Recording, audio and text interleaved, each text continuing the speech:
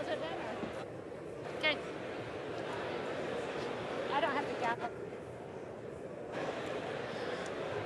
On this vote, the yeas are 227. The nays are 191. The previous question is ordered. Can I just go? Okay.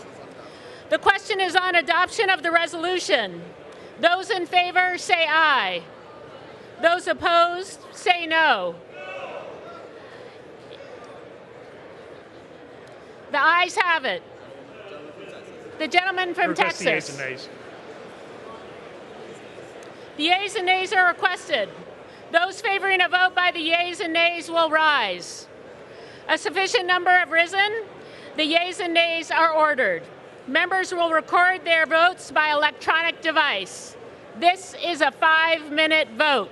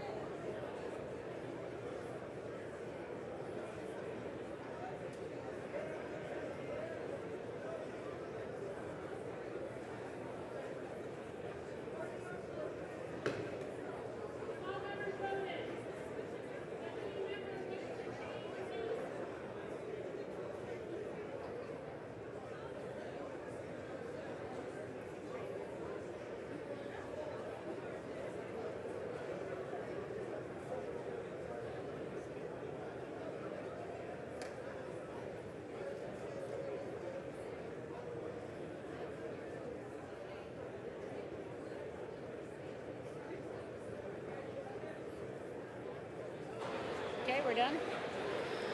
On this vote, the yeas are 226, the nays are 193. The resolution is adopted. Without objection, the motion to reconsider is laid on the table. Clause 8 of Rule 20, the unfinished business is the question on agreeing to the Speaker's approval of the journal, which the chair put de novo. The question is on agreeing to the Speaker's approval of the journal. Those in favor say aye. Those opposed, no. In the opinion of the chair, the ayes have it, and the journal stands approved.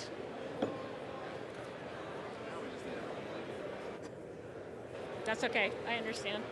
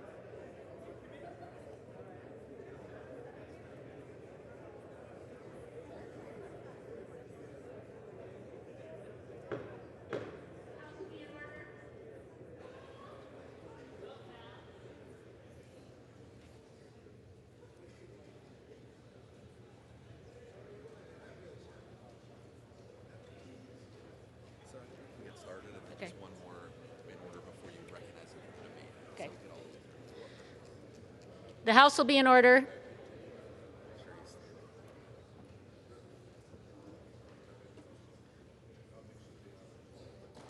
For what purpose does the gentleman from New York seek recognition? Madam Speaker, pursuant to House Resolution 781, I call up House Concurrent Resolution 83 and ask for its immediate consideration. The clerk will report the title of the concurrent resolution. House Concurrent Resolution 83, concurrent resolution directing the President, pursuant to Section 5C of the War Powers Resolution, to terminate the use of United States Armed Forces to engage in hostilities in or against Iran. Pursuant to House Resolution 781, the amendment printed in the House Report 116-371 is adopted, and the concurrent resolution as amended is considered read. The concurrent resolution as amended shall be debatable for 2 hours, equally divided and controlled by the chair and ranking minority member of the Committee on Foreign Affairs. The gentleman from New York, Mr. Engel, and the gentleman from Texas, Mr. McCall, each will control 1 hour. The chair recognizes the gentleman from New York. Thank you, Madam Speaker.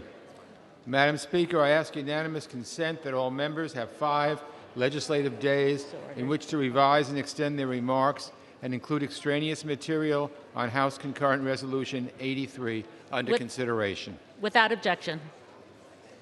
I yield myself as much The time as I may gentleman will suspend. consume. The House will be in order. The gentleman is recognized. Thank you. I yield myself as much time as I may consume. And we're here this afternoon so that this body can exercise one of its most important constitutional responsibilities, deciding on whether or not this country will wage war, whether or not we'll check an executive that has brought our country to a dangerous brink. In recent months, tensions between the United States and Iran have ticked up bit by bit until this last week, when we found ourselves in a crisis like we haven't seen in decades. Let's be clear. The Iranians are responsible for their own harmful behavior. We know this is a regime that underwrites terrorism. May I ask for the House is not in order? The gentleman's correct. The House is not in order. Please take your conversations off the floor. The gentleman's recognized. Thank you, Madam Speaker. So let's be clear. The Iranians are responsible for their own harmful behavior. We know this is a regime that underwrites terrorism, that tries to strengthen its own position by fomenting instability and provocation. We know that about Iran. No one expects Iran to be the adult in the room when it comes to global affairs. What we do expect is that American leadership and American policy will be the moderating force. So the world was stunned last week when the Trump administration chose instead the path towards escalation with the killing of Qasem Soleimani. We need to be honest about Soleimani. He was a bad guy. He had masterminded attacks and campaigns that cost thousands of innocent lives. In the places where we've seen Iran's most harmful activity, Soleimani's fingerprints were everywhere.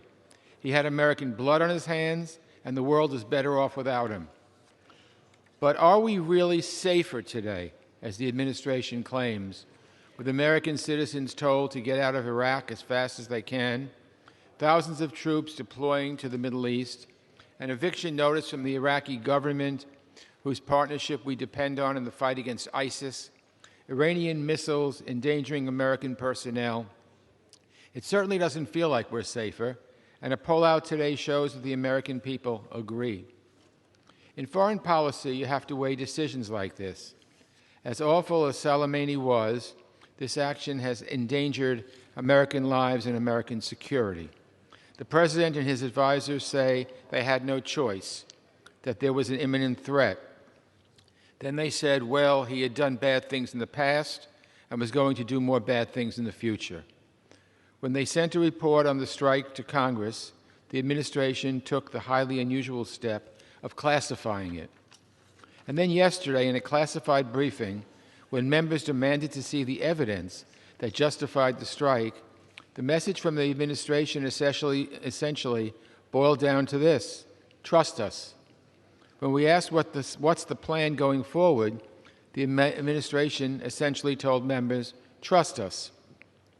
Trust us is not good enough, Mr. Speaker, not for me and not for the American people. Madam Speaker, if they're going to send our men and women in uniform into harm's way, they shouldn't hide the facts. First of all, this administration hasn't given us any reason to believe that this is a fact.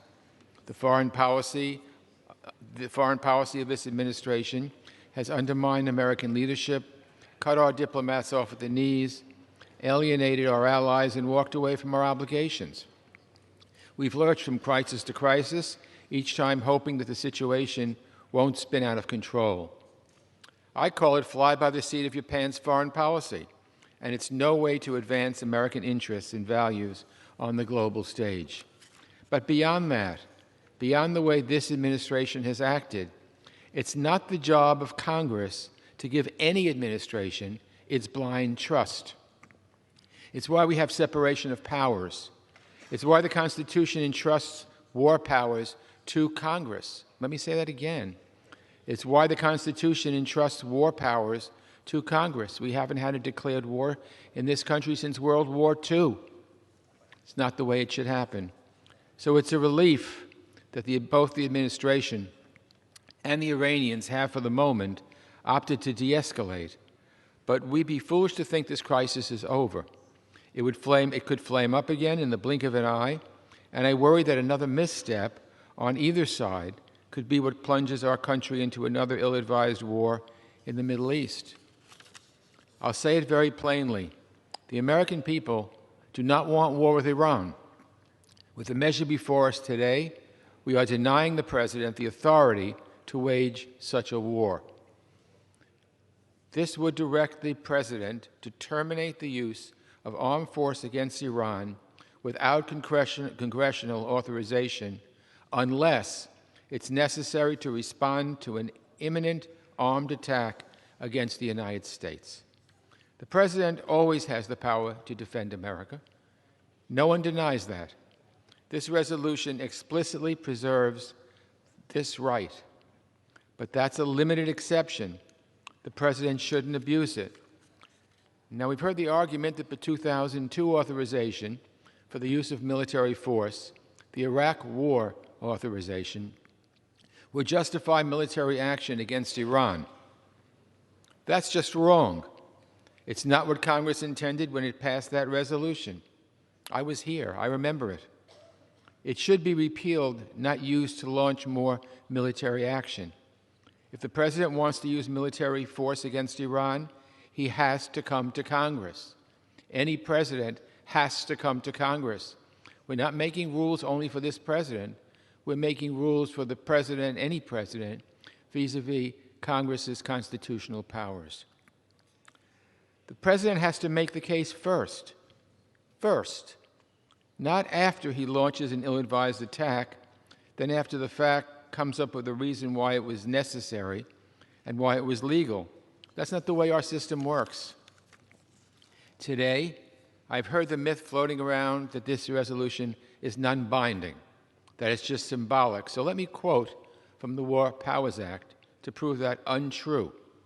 The War Powers Law says, and I quote, "At any time that the United States Armed Forces are engaged in hostilities outside the territory of the United States, its possessions and territories, without a declaration of war or specific statutory authorization, such forces shall be removed by the President if the Congress so directs by concurrent resolution." Again, by concurrent resolution. That's what the War Powers Act states that we need to do. That's what we're doing today. This is the House of Representatives exercising its Article I authority. We don't get authority. No, I will not yield. I'm making my opening statement perhaps later if there's time. We don't get authority over war powers just because if the President says so. We get authority over war powers, period. That's our authority. So let's put that fiction to rest. And one final point, Madam Speaker, about the tone of this debate. Yesterday, a member of this body went on television and said, and I quote, that Democrats, quote, are in love with terrorists.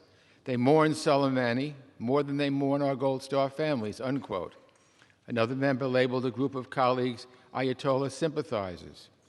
At a time when we're talking about policy that will have direct bearing on American men and women, service members and diplomats in harm's way, comments like that reflect very poorly on this body, and I remind the House that all members, in both parties, regardless of party, love this country. These words have no place in this debate. On the Foreign Affairs Committee, we take pride in debating issues, even the toughest issues, on the merits and on the facts. I salute my friend, the ranking member, Mr. McCall, for working so closely with me to make sure we do so. That's one of the keys of the Foreign Affairs Committee. I strongly encourage all members on both sides to bear that in mind during this debate. We all take the same oath. We can argue about this resolution without questioning one another's motives or one another's patriotism. I thank you, Madam Speaker, and I reserve the balance of my time. The gentleman from Texas is recognized. Thank you, Madam Speaker. I rise in opposition to House Concurrent Resolution 83. When President Obama took down Osama bin Laden, the Republican members joined with Democrats as Americans to praise the president. Unfortunately, today, Democrats are incapable of giving this president credit where credit is due, which only emboldens Iran. I'm surprised to be faced with this partisan resolution today. We should be standing together, as the chairman mentioned, as a nation. Instead, this resolution plays politics with national security. Yesterday, the president laid out a measured response to Iran's ballistic missile attacks. Let me be clear, the president is not seeking war with Iran. The president has shown, if anything, great restraint regarding Iran, including after Iran's downing of a U.S. drone, a U.S. military asset. But in their blind contempt for the president, my colleagues are ignoring the assessments of career intelligence and military professionals. Our colleagues on the other side are downplaying the murderous evil of Soleimani, the mastermind of terror in the Middle East for over 2 decades. Soleimani was designated as a terrorist by the Obama administration. He was responsible for the deaths of more than 600 Americans and wounded thousands more. Soleimani was involved in the Iranian plot to assassinate the Saudi ambassador to the United States on American soil in Georgetown, right in this city. Soleimani oversaw Iran's support for Assad in Syria, including convincing Russia to fight for Assad, killing hundreds of thousands. This year, Soleimani played a key role in the crackdown on protesters in Iraq that killed hundreds of Iraqis. It should be clear to any reasonable person that Soleimani posed a long-term threat to the United States and to innocent civilians in the Middle East and across the globe. We don't need to get into classified details to see Soleimani's clear threat. According to the Department of Defense, in the last 2 months, Soleimani and his proxies launched 12 attacks against U.S. forces and facilities in Iraq. On December 27th, his Iranian proxies killed an American and injured 4 U.S. servicemen near Kirkuk. On December 31st, his Iranian proxies launched an assault on the United States Embassy in Baghdad. But Soleimani was not done. Secretary Pompeo said that Soleimani was, quote, actively plotting to take big action that would put dozens, if not hundreds, of U.S. lives at risk, which DOD said targeted, quote, American diplomats and service members in Iraq and throughout the region. The chairman of the Joint Chiefs, General Milley, said that the administration would have been culpably negligent given the evidence they had in intelligence had they not acted. The president possessed the legal authority for this strike and complied with his obligation to report it to Congress within 48 hours under the War Powers Resolution. The President has inherent Article II authority as Commander-in-Chief to defend the United States personnel from attacks that Soleimani was carrying out and plotting against Americans. It's an act of self-defense. And this is not just a partisan analysis. Jay Johnson, President Obama's general counsel at the Department of Defense and former Secretary of Homeland Security, he's the one who approved the airstrikes during the Obama administration. He said, quote, that Soleimani was a lawful military objective and the President, under his constitutional authority as Commander-in-Chief, had ample domestic legal authority to take him out without an additional congressional authorization. President Obama's Secretary of Homeland. As a second authority, the National Security Advisor cited the 2002 AUMF that authorized the use of force to, quote, defend the national security of the United States against the continuing threat posed by Iraq. That authorization has been used previously to address terrorist threats to U.S. personnel inside Iraq, including by President Obama, to go after ISIS terrorist forces in Iraq. The dangerously partisan reactions to last week's strike in defense of Americans are even more apparent when compared to Democrat reactions to Obama's thousands of unauthorized airstrikes in defense of Libyans inside Libya in 2011. Back in June of 2011, then Leader Pelosi was asked about Obama administration's months of airstrikes inside Libya, dropping hundreds of millions of dollars in U.S. munitions without congressional authorization.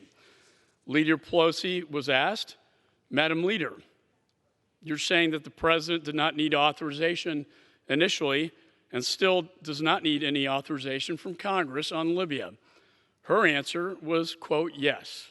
She said, I believe the limited nature of this engagement allows the President to go forward. I'm satisfied the President has the authority he needs to go ahead. That logic should apply far more in the strike against Soleimani to protect Americans. I'm pleased the administration did not hesitate to take bold action given the high threat level. Soleimani showed us through the embassy attack and the attacks on U.S. forces that he was serious about hurting Americans. Our intelligence community saw his next plan coming together in our military under direction from our Commander-in-Chief acted. They saw the storm coming and they stopped it. I want to thank the President and the men and women of our intelligence community and the military for upholding their responsibility to protect American lives.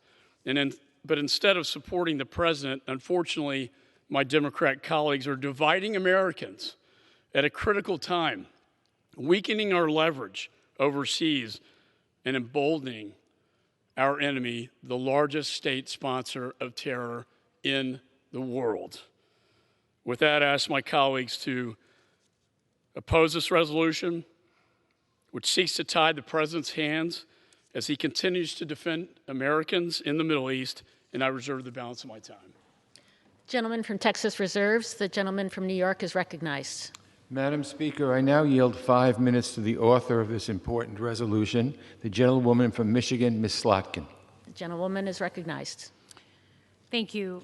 I rise today in support of my bill, a war powers resolution that states the President of the United States must consult Congress before going to war with Iran. This is simply what our Constitution requires. For me, this is not a theoretical exercise. My husband spent 30 years in the Army, retired as a colonel. We actually met on my third tour in Iraq when I was a CIA officer. My stepdaughter is a brand new Army officer. My son-in-law's unit is stationed at Al Asad Air Base, which was just targeted by ballistic missiles this week. If our loved ones are going to be sent to fight in any protracted war, the President owes the American public a conversation. The resolution we will be voting on today allows us to start that debate as our founders intended. Let me be clear. The government of Iran is a leading state sponsor of terrorism and engages in a range of destabilizing activities across the Middle East. I have experienced these personally as a former CIA analyst. I served multiple tours on Iraq, 3 tours. My specialty is Iranian-backed Shia militias. I have followed Iran's destabilizing activity in Iraq up close for my entire professional career. I have watched friends and colleagues hurt or killed by Iranian rockets, mortars, and explosive devices. Iranian General Qasem Soleimani was the lead architect of much of Iran's destabilizing activities in the Middle East and throughout the world. To that end, with Iran or with any other adversary, the United States always has the inherent right and obligation to self-defense against imminent armed attacks. Always. And the United States always maintains the right and the responsibility to ensure the safety of our diplomatic personnel and our armed forces serving abroad. But when it comes to the matter of longer-term war, either as something that we choose as a nation or as something that we find ourselves in, as members of this body, we have a constitutional responsibility to authorize the use of military force. The framers of our Constitution rightly believed that the power to declare war belongs in the Congress because this would ensure that the American people, through the legislators they elected, weigh the most significant decision a government can make. To this end, the resolution does a few simple things. First, it states that the President does not currently have authorization for war against Iran, which his own Secretary of Defense acknowledged in a congressional hearing last month. Second, it requires the President to get congressional authorization if he wants to conduct a protracted war with Iran. Third, it makes clear that the President maintains the authority to use force to prevent imminent attacks against the United States or our forces. As someone who has spent her career in national security, it is extremely important to me that this resolution in no way ties the President's hands or takes away any capabilities from our military commanders to respond in self-defense for ourselves and for our allies. We have been at war for nearly 2 decades, which has spanned both Republican and Democratic administrations, as my colleague pointed out. And in that time, Congress has only voted twice to authorize the use of military force, in 2001 and 2002. Congress has long abdicated its responsibility, as laid out in the Constitution, to make the hard decisions we owe our troops when it comes to authorizing war. We owe it to our military and to ourselves as a nation to open this conversation on the authorization of military force, to provide our troops that clarity, and to abide by the Constitution that we have all sworn to protect. I urge my colleagues, Republican and Democrats, to support this resolution. I know it is a political time, but my attempt was to hew very exactly to what our founders intended. Thank you, and I yield back the balance of my time. The gentleman from New York reserves. The gentleman from Texas is recognized. Madam Speaker, I'm pleased to yield 1 minute to the distinguished Republican leader, Mr. McCarthy. The gentleman's recognized. Thank you, Madam Speaker. The United States and our allies are safer with Qasem Soleimani gone. President Trump's decisive leadership was justified, and it was right. Soleimani had the blood of over 600 American service members on his hands. For more than 20 years, he attacked our troops, established a brutal reign of terror across the Middle East, and was directly responsible for the death of thousands of innocent civilians, including in his own country. And he had more terror planned. As President Trump said, this strike was done to prevent a war, not start one. And in yesterday's address, he was true to his word. He was confident and restrained. Even as he underscored our strength and resolve, he extended the people of Iran our hand in peace and friendship. President Trump's decision to embrace the Reagan doctrine of peace through strength in dealing with Iran has worked. Those who criticize President Trump for Iran's dangerous foreign policy should actually spend a few moments and review their history.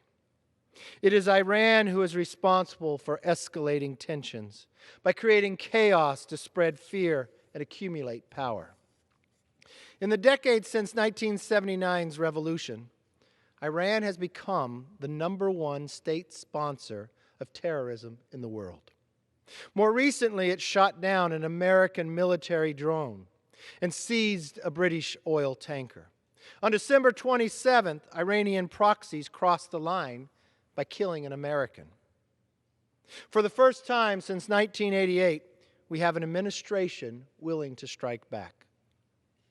For most of the media reports, many may only know him as an unnamed U.S. contractor killed in Iraq. But he was more than that. His name, Harez Hamed. He was a husband, he was a father of 2 young sons, and he was a resident of California. And before he became a citizen, he was valiantly serving alongside our troops as a linguist. All of our hearts breaks for his wife and children who are left mourning his death. There are some in this chamber that seem to be downplaying his death. But his death matters. It matters to his family. It matters to his countrymen. It matters to the president. And it matters to me. His death was unnecessary, unprovoked, and it deserved justice. That is why my next statement carries even more meaning. Red lines should mean something. In this administration, they do. Killing Narez was a red line. Planning to kill Americans is a red line. I'm confident that the right decision was to take out the man responsible for Narez's death and the death of hundreds of other Americans. Iran responded earlier this week by sending missiles to U.S. bases in Iraq. I believe we are all relieved and grateful that there was no American casualties. Iran appears to be pulling back from its strategy of provocation in the face of firm American determination. They seem to understand that de-escalation is the right time right now for them in the world. Now is the time for our country to come together and speak with one voice, not as Republicans, not as Democrats, but as Americans.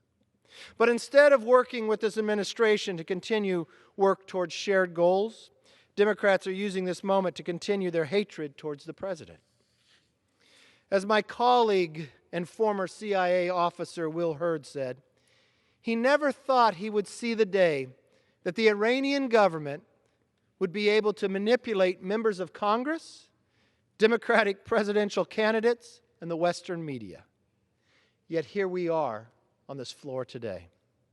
If President Trump's instinct is to put America first, his critics' instinct is to blame America first.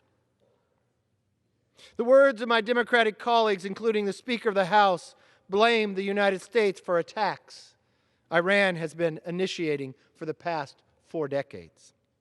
Now they want to limit the president's ability to defend America. That's just dangerous. And I want to clear up some news, Madam Speaker, that I actually even recently heard on this floor. I would probably consider it fake news that Democrats have told American people. Contrary to their claim, the resolution before the House today is non-binding. It is called a concurrent resolution. This resolution, if passed, won't go to the President's desk for signature. It won't have the power of law. Madam Speaker, I heard the chairman try to talk and try to claim that this had power. I know we have 3 co-equal branches of government. Madam Speaker, I think the chairman should actually look what the Supreme Court ruled on the Chadha case. That concurrent resolutions are unconstitutional as a means to limit the executive branch. I think I may need to read it twice, so let's do that. In fact, the Supreme Court ruled that in the Chadha case, the concurrent resolutions are unconstitutional as a means to limit the executive branch. The purpose of a concurrent resolution is to deal with mundane housekeeping matters in Congress. Now, I want you to know, so everybody understands, What have we used concurrent resolutions for? Very important, to authorize the use of the Capitol grounds for the soapbox derby, to use the rotunda to present a congressional medal to Jack Nicklaus, and to host a birthday party in the Capitol Visitor Center.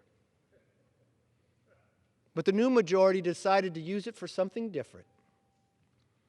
For a party that wants to claim they care about the Constitution, Madam Speaker, Democrats may want to brush up on their facts.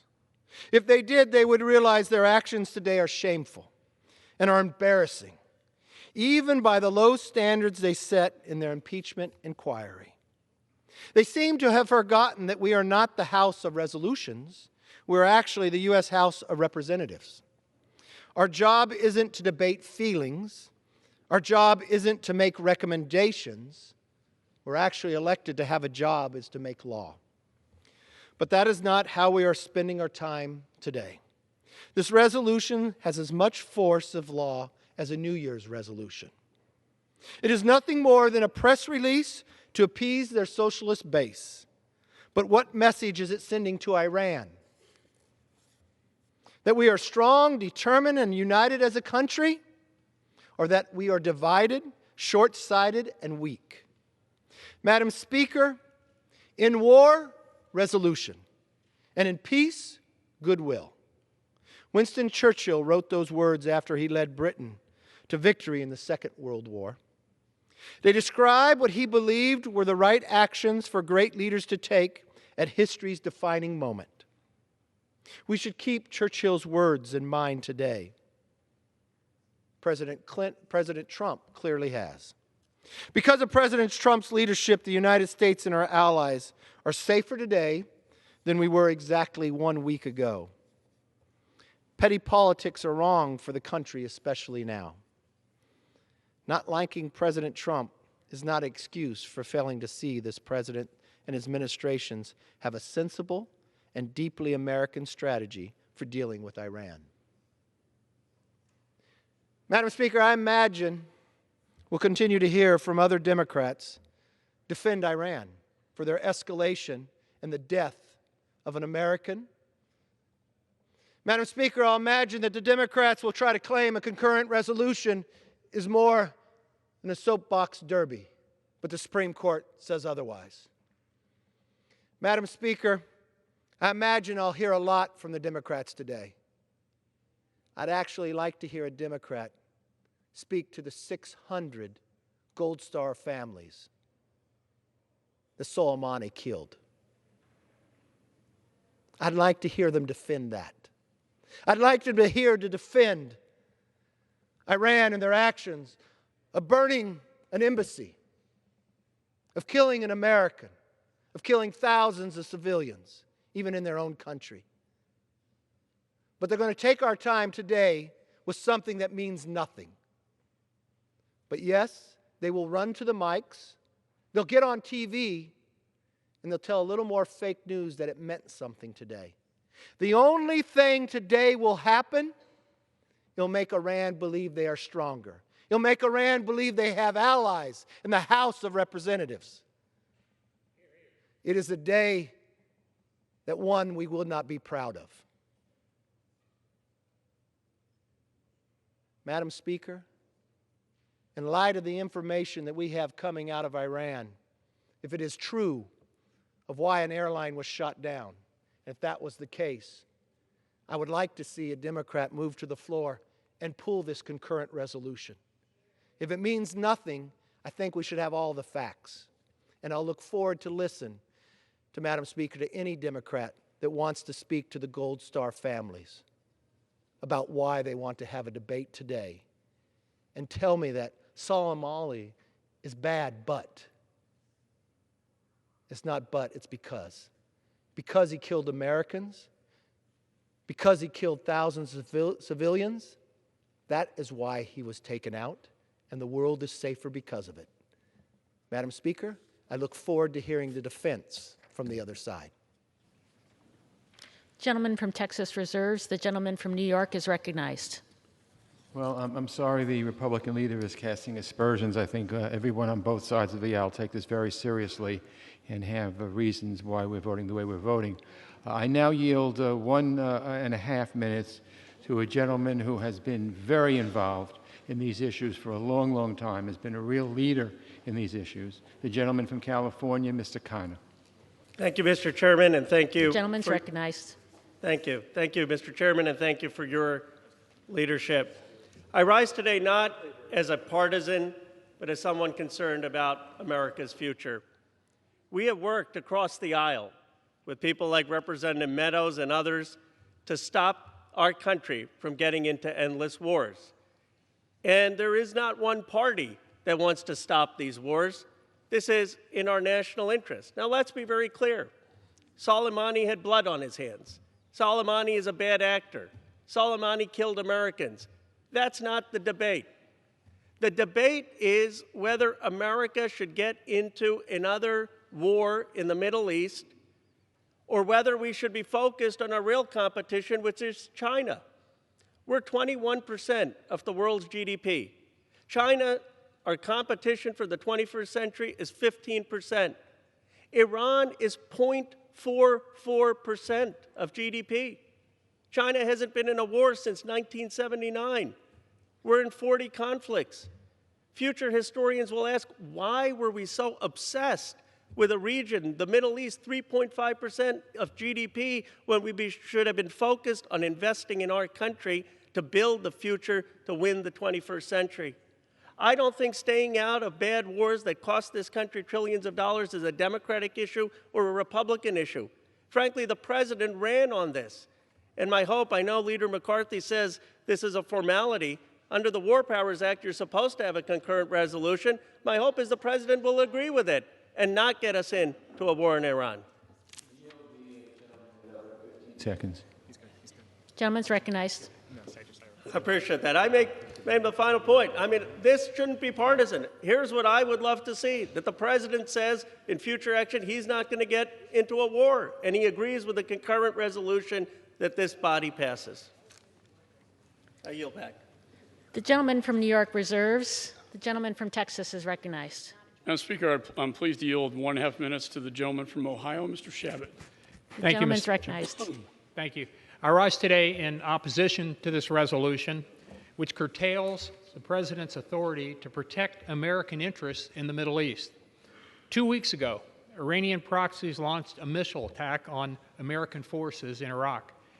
This was the 11th such rocket attack by the Iranians in recent months, but this time, as our leader said, it killed Narez Hamid, who was a husband, a father, a contractor, and an American citizen.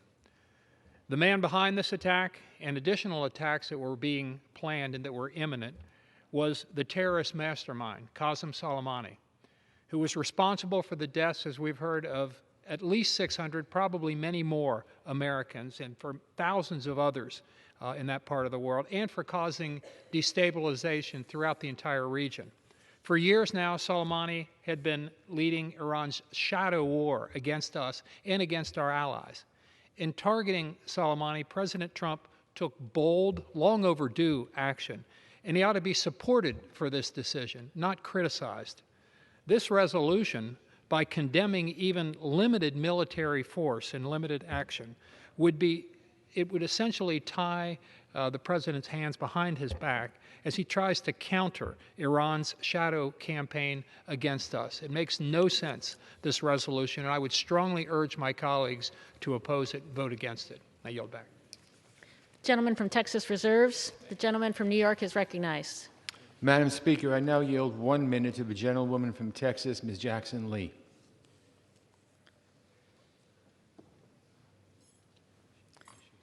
The gentlewoman is recognized.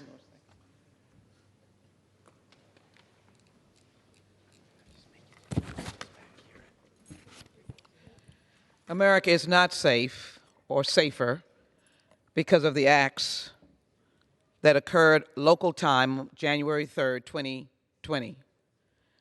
America is in more jeopardy as our brave men and women in the United States military of whom we hold in the highest esteem, and say to their families, we are obligated and committed to, one, honor you and thank you, but to also recognize when we send you into battle, there would and should be the consultation, the engagement, the understanding of the intelligence, and the work between Article 1, the United States Congress, and Article 2, the President of the United States.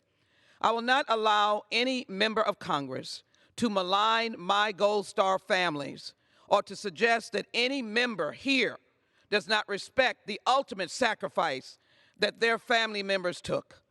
Family members who are Gold Stars should not be used in a political debate. They should only be honored. And I will not accept anyone describing Democrats as mourning terrorists. What I will say, Additional 15 seconds. Gentlewoman's what recognized. I will say is that nothing in this resolution speaks to any named person. It says that this body must adhere, this Congress, to its duty to be able to ensure that the President of the United States does not unilaterally take us into war with Iran. We will not stand for it. And it does as well say that my resolution in The gentlewoman's time has 2002 expired. indicated we should not have gone to war in Iraq. I yield back. The gentleman from New York reserves. The gentleman from Texas is recognized. Madam Speaker, I'm pleased to yield 1.5 minutes to the gentleman from South Carolina, Mr. Wilson. Gentleman's recognized. Thank you, Madam Speaker. This week, universally respected Senator Joe Lieberman, a Democrat, provided an extraordinary op-ed in the Wall Street Journal. Quote, President Trump's order to take out Soleimani was morally, constitutionally, and strategically correct. No Americans can dispute that Soleimani created, supported, and directed a network of terrorist organizations that spread havoc in the Middle East. In Syria, more than 500,000 Syrians have died. During the Iraq War, Soleimani oversaw 3 camps in Iran, trained fighters, having killed more than 600 American soldiers. The claim that President Trump had no authority to order this attack without congressional approval is constitutionally untenable and practically senseless. Democrats should leave partisan politics at the water's edge and stand together against Iran and dangerous leaders like Soleimani. End of quote. Senator Joe Lieberman tells the truth. We must resist death to America, death to Israel. Our sympathy to the family of Norez Hamid, an Iraqi-American Muslim from California who was murdered by the Soleimani-financed terrorist 13 days ago. I yield back. Gentleman from Texas reserves. The gentleman from New York is recognized. I now yield 1 minute to a valued member of the Foreign Affairs Committee, the gentleman from Virginia, Mr. Connolly. Gentleman's recognized. Thank you, Madam Speaker, and I thank the distinguished chairman. I rise in support of H-Con Res 83, directing the President to cease military hostilities against Iran. Last week, President Trump ordered a provocative and disproportionate drone strike, killing Quds Force Commander Major General Qasem Soleimani. Soleimani was a malign actor who masterminded the killings of many U.S. soldiers, but assassinating him has unleashed the dogs of war. Iran launched a dozen ballistic missiles against 2 U.S. military bases in Iraq, and we must be prepared for further Iranian retaliation. These threats stem from the President's fateful and reckless decision to withdraw from the Iran nuclear deal, a deal that was working by every measure, leaving us with no leverage and Iran with nothing to lose. We don't need another war.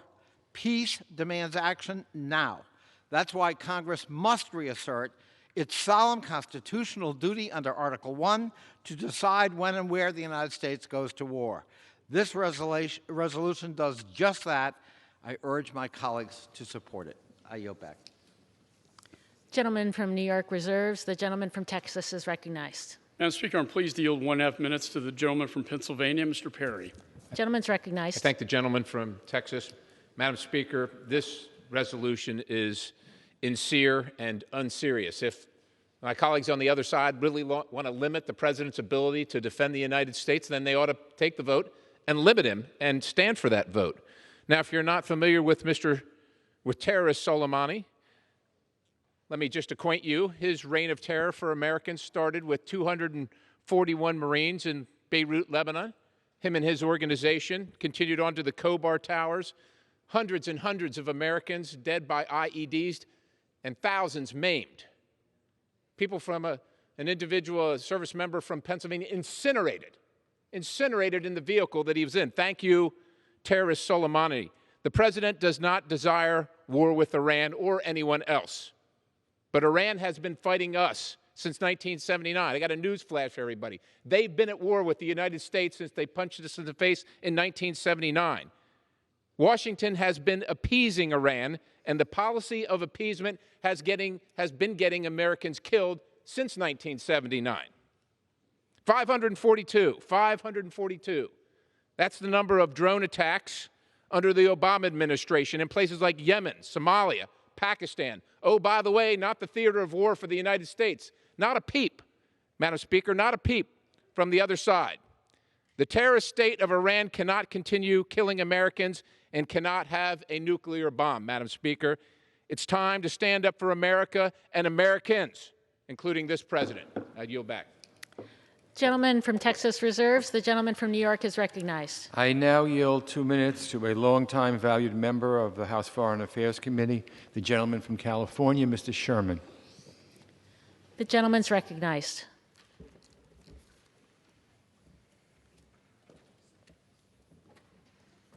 This resolution imposes extraordinary restrictions on this president, an extraordinary president who needs extraordinary restrictions.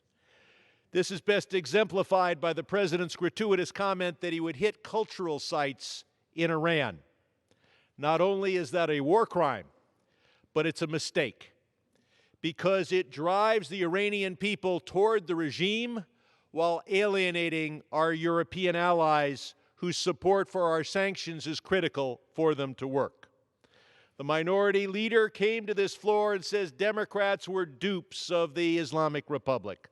I will compare my record of efforts against the Islamic Republic of Iran with those of any other member. You can argue whether Soleimani's death makes us safer or not over the next few months. We have removed a terrorist mastermind from the battlefield, but we've inspired the other terrorists. But the real issue is the effect on Iran's nuclear program. That program is more robust today than it was a week ago, as Iran has employed more centrifuges and is building a larger stockpile, all without our European friends who are still in the JCPOA taking any action against Iran. There was no policy process on the golf course where the president made this decision. He heard not from a single expert on Iranian politics, religion, or the economy. Our maximum pressure campaign is designed to put such pressure on the Iranian people that they choose not to endure it, but demand that the nuclear program be scaled back or ended, or that the regime that has that program be swept away.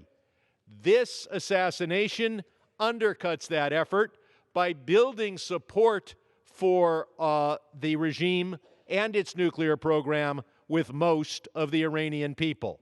By making Soleimani a martyr in front of a Shiite population, a Shiite religion that lionizes martyrdom, we increase the likelihood of an Iranian nuclear weapon. I yield back. Gentleman from New York reserves. The gentleman from Texas is recognized. Thank you, Madam Speaker. I'm pleased to yield a minute and a half to the gentleman from New York, a member of the Foreign Affairs Committee, Mr. Zeldin. The gentleman's recognized. Thank you, Madam Speaker. I rise in strong opposition to this resolution. I rise in total support of the decision to remove Qasem Soleimani. I've heard the use of the word disproportionate from the Speaker. I've heard it here today on the House floor.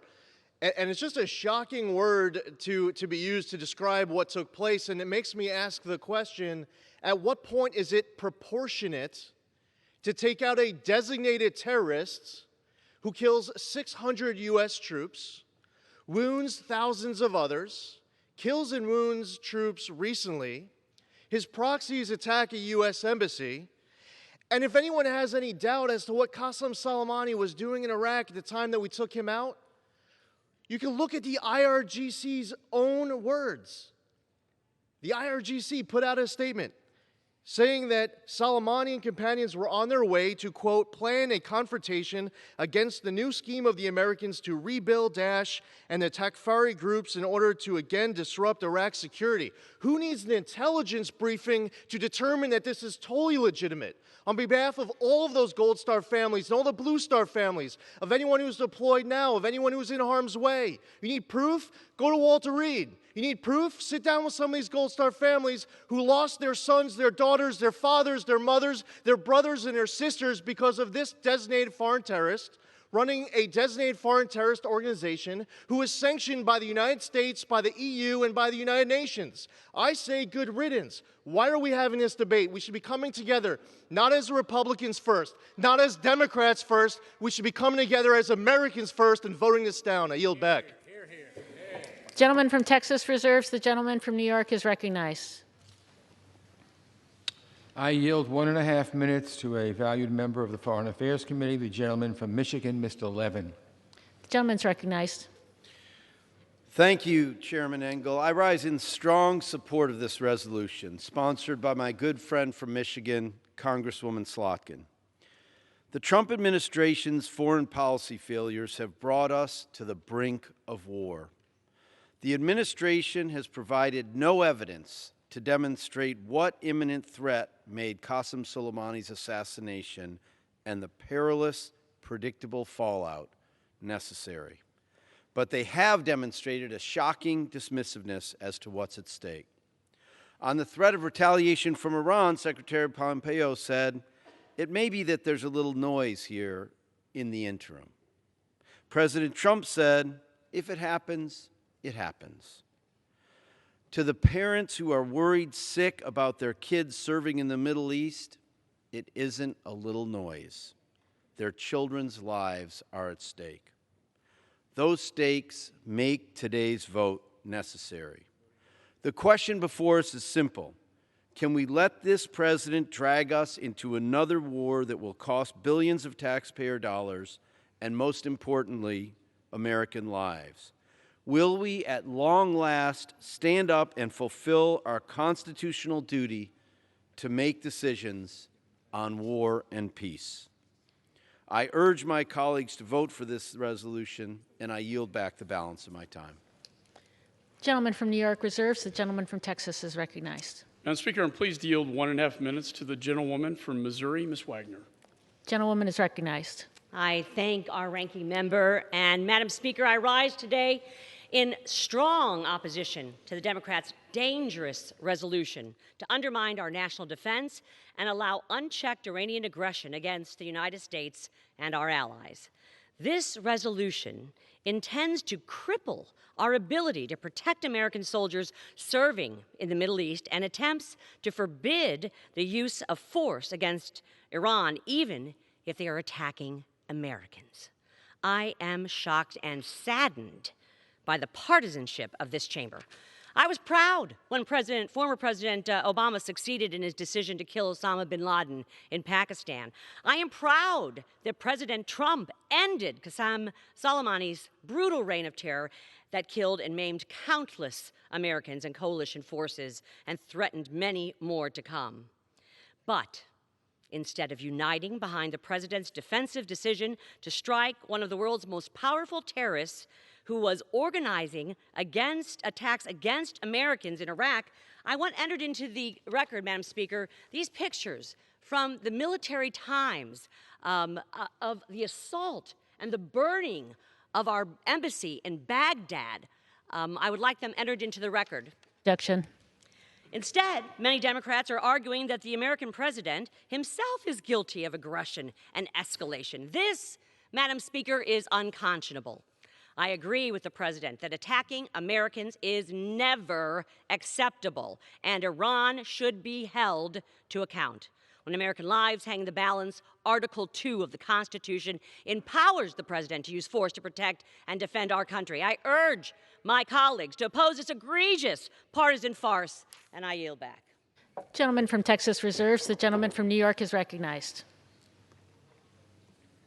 I now yield 1 minute to a valued member of the Foreign Affairs Committee, the chair of the Subcommittee on Europe, Eurasia, Energy, and the Environment, the gentleman from Massachusetts, Mr. Keating. The gentleman's recognized. Today we debate much more than the words on parchment that define our congressional responsibility. Long before I knew this legal responsibility, I learned the moral responsibility inherent in what must be the most sober and deliberate decision we can humanly muster. As a young boy, indelibly etched in my mind is the conversation with my grandmother, the day she pulled a box out from underneath her bed, reverently handing me the medals and final belongings of my uncle who was killed in action, and telling me about her lost son. I wondered then what was so important to justify such a loss and what my uncle must have been thinking about. That day carried with me, as I traveled to Iraq, a newly elected congressman, to visit our troops during a time of war. I remembered having a conversation with a young Marine. I asked him his personal thoughts about the goals of the war, what he thought. Did he think it was justified? And he told me, with all due respect, sir, that's your job. My job is to serve. He was right. It's our job. That's why we're debating this, and that's why I'm supporting this resolution. I yield back. Gentleman from New York reserves. The gentleman from Texas is recognized. Madam Speaker, I'm pleased to yield 2 minutes to the distinguished Republican Conference Chair, Representative Cheney. The gentlewoman is recognized. Thank you very much, Madam Speaker. Thank you, Mr. McCall. Madam Speaker, the measure before us is an unconstitutional political stunt meant to undermine the President of the United States. It will not become law, but it will embolden Iran. The Speaker and my colleagues who support this resolution ought to admit to the American people what they are doing. That is undermining United States defense policy towards Iran. Qasem Soleimani, the lead architect and overseer of Iran's web of terror, is dead. This terrorist was responsible for the deaths of hundreds of American service members, the killing of an American citizen in Iraq just 2 weeks ago, and the recent assault against our embassy in Baghdad. He was engaged in planning for further deadly attacks. But the Democrats in this body are so consumed by their hatred of President Trump that they will not even stand with him in support of the killing of the world's deadliest terrorist. Instead, they have suggested a moral equivalence between the United States and Iran. The Speaker of the House even blamed America, describing the killing of Soleimani as, quote, an unnecessary provocation. Madam Speaker, what is a provocation is the introduction of this resolution, which sows doubt about American resolve. It makes war more, not less, likely. I urge my colleagues to stand united as Americans, to put partisan stunts aside, and to oppose this dangerous resolution. Thank you, Madam Speaker. I yield back. The gentleman from Texas reserves. The gentleman from New York is recognized. I now yield 1 minute to the gentlewoman from Minnesota, Ms. Omar. Gentlewoman's recognized. Thank you, Chairman.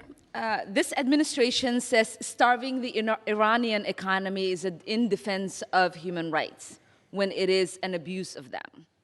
That withdrawal from the nuclear deal was a demonstration of American leadership, when it is an abandonment of it. Escalation is de-escalation. War is peace. In fact, they're asking us to deny reality. The reality is that families of American soldiers and diplomats are being kept awake at night worrying.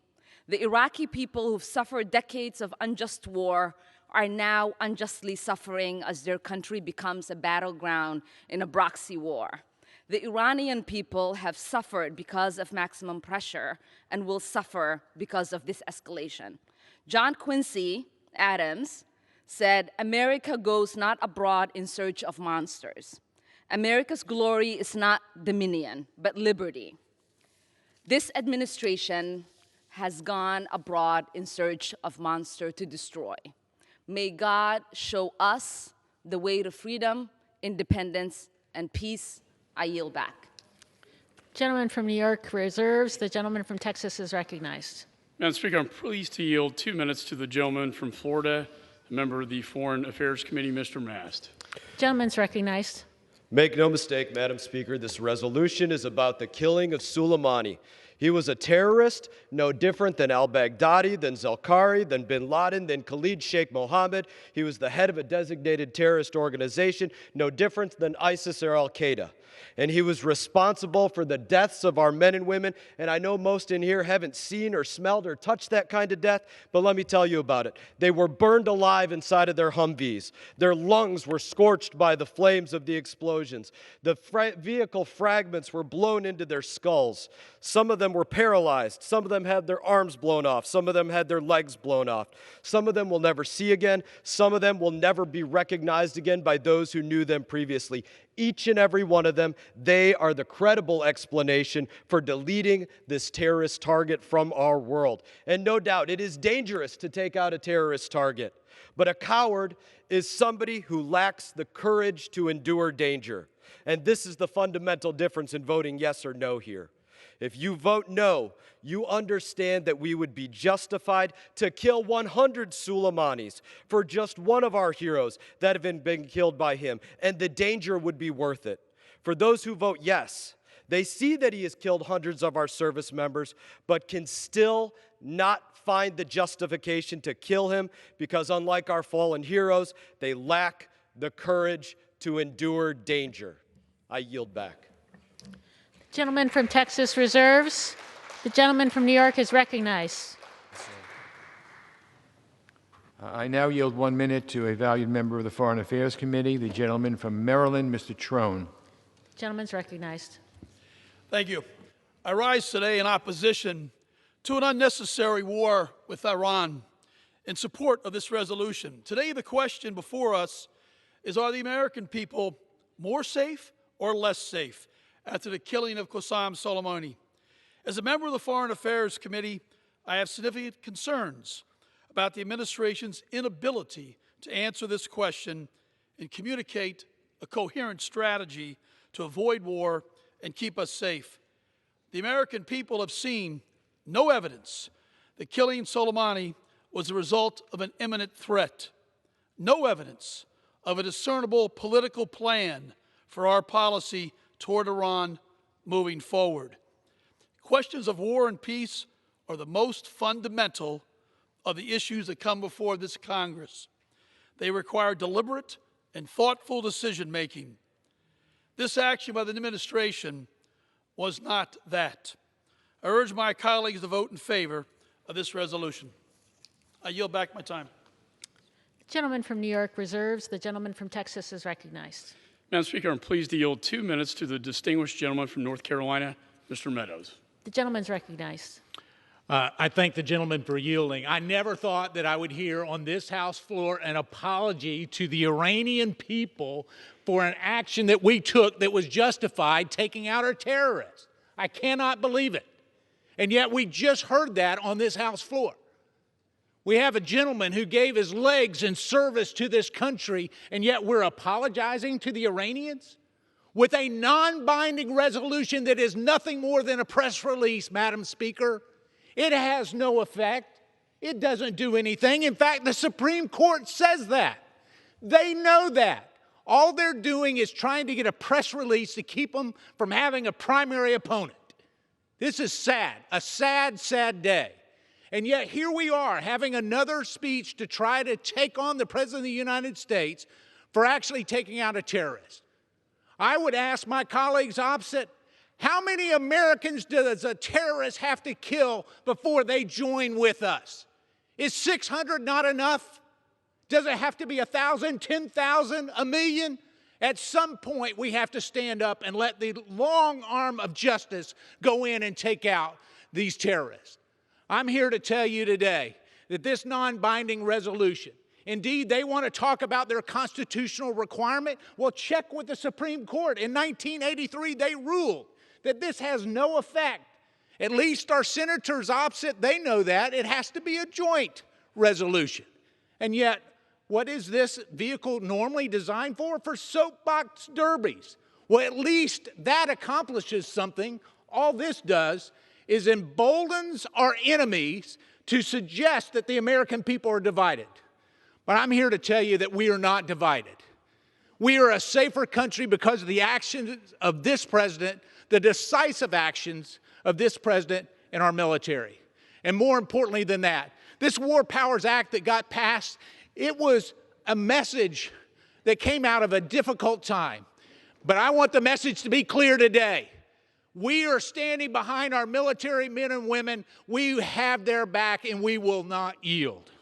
His time's expired. The gentleman from Texas reserves. The gentleman from New York is recognized.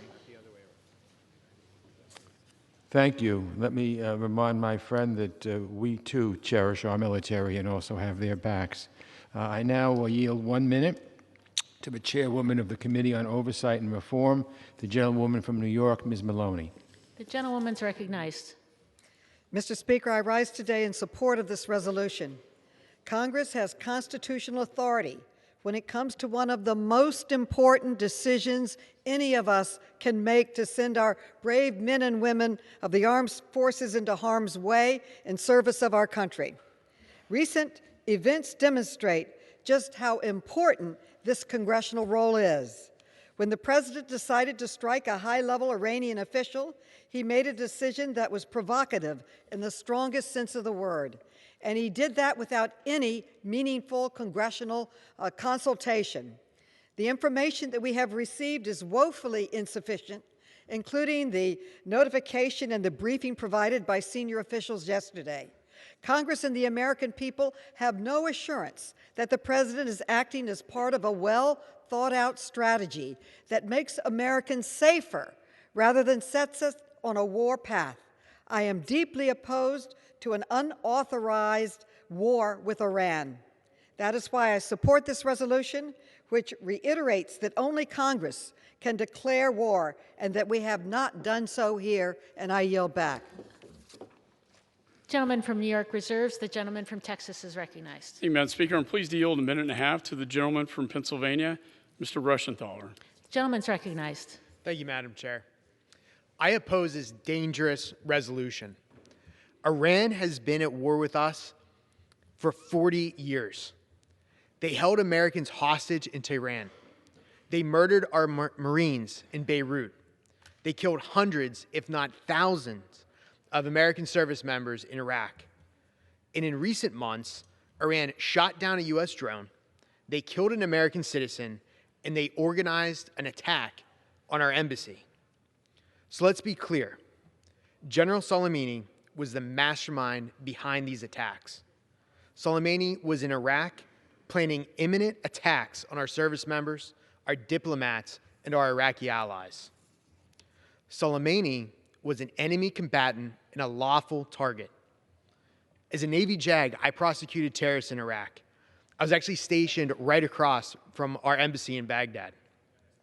And I witnessed these threats on our own forces. And so I applaud President Trump. I applaud our warfighters. I applaud our intelligence community for reaching an incredible outcome against Iran. Soleimani's death was a win for America, for freedom, and for peace. And in supporting this resolution, Democrats are choosing to stand with their far-left radical base rather than standing up against Iran. Thank you, and I yield back. Gentleman from Texas reserves. The gentleman from New York is recognized. It's now my pleasure to yield 1 minute to the gentleman from California, Mr. Schiff. The gentleman's recognized. 2 minutes. I'm sorry. 2 minutes. The gentleman's recognized. Thank you, Madam Speaker. I rise in support of the resolution. Article 1, Section 8 of the Constitution grants Congress the power to declare war. This was not a matter of great controversy among the founders, because going to war is the most portentous decision that a nation can make. And in our democracy, it is a decision to be undertaken by the people through the Congress and not by one person. We are all enormously grateful that no U.S. personnel were killed in Iran's missile strikes, and I hope that the President will take advantage of the momentary calm to de-escalate the situation. But we cannot assume peace will hold indefinitely because of the impulsive actions of this President, which have so often brought us to the brink of war. Qasem Soleimani was a malign force responsible for the death of many Americans. But after the briefings I have received, I have no confidence that there is some broad strategy at work, or that the policies of the President are doing anything but increasing the dangers to the American people. That is a recipe for disaster, one which increases the likelihood of stumbling into a war that the American people do not want and Congress has not authorized. The resolution before the House today is a step towards reasserting our constitutional duty to rein in a president whose unilateral actions have isolated us from our allies, increased the risk of a nuclear-armed Iran, and made us less safe. Finally, I hope the vote today is the first of a broader reassertion of Congress's war powers, including the sunset or repeal of the 2001 and 2002 authorizations of military force, which have been stretched beyond recognition. It is past time for Congress to do our job and not simply write the executive a blank check. I urge a yes vote on the resolution and yield back. The gentleman from New York reserves. The gentleman from Texas is recognized. Madam Speaker, I'm pleased to yield a minute and a half to the gentleman from Kansas, Mr. Watkins. The gentleman's recognized. Thank you, Madam Speaker. Madam Speaker, I spent somewhere around 8.5 years in conflict environments, post-conflict environments between Iraq and Afghanistan, and in all that time I knew many people who suffered at the hand of Qasem Soleimani. One in particular takes me back to 2006 or 7. I was smoking and joking at the embassy in Baghdad. Shortly thereafter, I was doing so with a friend, really a brother, a West Point classmate, who shortly thereafter went out on a mission, ultimately was killed in a complex attack perpetrated by Qasem Soleimani. I understand that action leads to risk, but inaction leads to more risk in the long run. And when searching for this divine strategy, look to what tactical operators know to be true, and that is when we go throughout our work on the ground with an assault rifle in one hand, a sat phone in the other, we need to know that should anything happen to us, our president's going to have the freedom to rain fire down upon our enemies. So thank you so much, and I yield the balance of my time. Gentleman from Texas reserves. The gentleman from New York is recognized. It's now my pleasure to yield 1 minute to an esteemed member of the Foreign Affairs Committee, the gentleman from New York, Mr. Espaillat. The gentleman's recognized. Thank you, Madam Chair. I rise in support of the resolution. Without a coherent strategy, such actions as the recent ones that occurred in Iraq present a dangerous move forward for the United States engaging in a war that the American people do not want. Today, we move to reclaim power that the executive branch has tried to usurp from Congress. We assert our constitutional authority to determine if the country are to go to war. And we send a message loud and clear, that we do not want to go to war. We will not engage in a reckless hostilities to endanger American lives, American interests, and our American values without fully evaluating imminent threat. And we must continue to assert that without new authorizations from Congress, this administration cannot engage in offensive military actions. That's what our framers intended. Madam Speaker, I yield back the remaining part of my time. Thank you. The gentleman from Texas is recognized. Madam Speaker, I'm pleased to yield 2 minutes to the gentleman from Texas, former CIA officer, Mr. Hurd. The gentleman's recognized. Madam Speaker, right now is not the time for a partisan exercise that could be used as propaganda by the Ayatollahs. Instead, Congress should be united in condemning a regime that has been attacking America and our allies for 40 years. Qasem Soleimani was the head of the most dangerous and well-armed terrorist organization in the world, and his death has removed a major terrorist leader off the battlefield. This decision followed repeated rocket attacks by Iranian proxies on American forces in an attempt to storm our embassy in Baghdad. This decision was based on intelligence that our chairman of the Joint Chiefs of Staff has described as compelling, imminent, and very clear that Soleimani was planning attacks against our troops. This is an assessment with which I concur. No one wants another war in the Middle East. Instead of tying the hands of our military, we should be sending a strong message to the Iranian regime that there will be consequences for their reign of terror, and we will protect our citizens at all costs.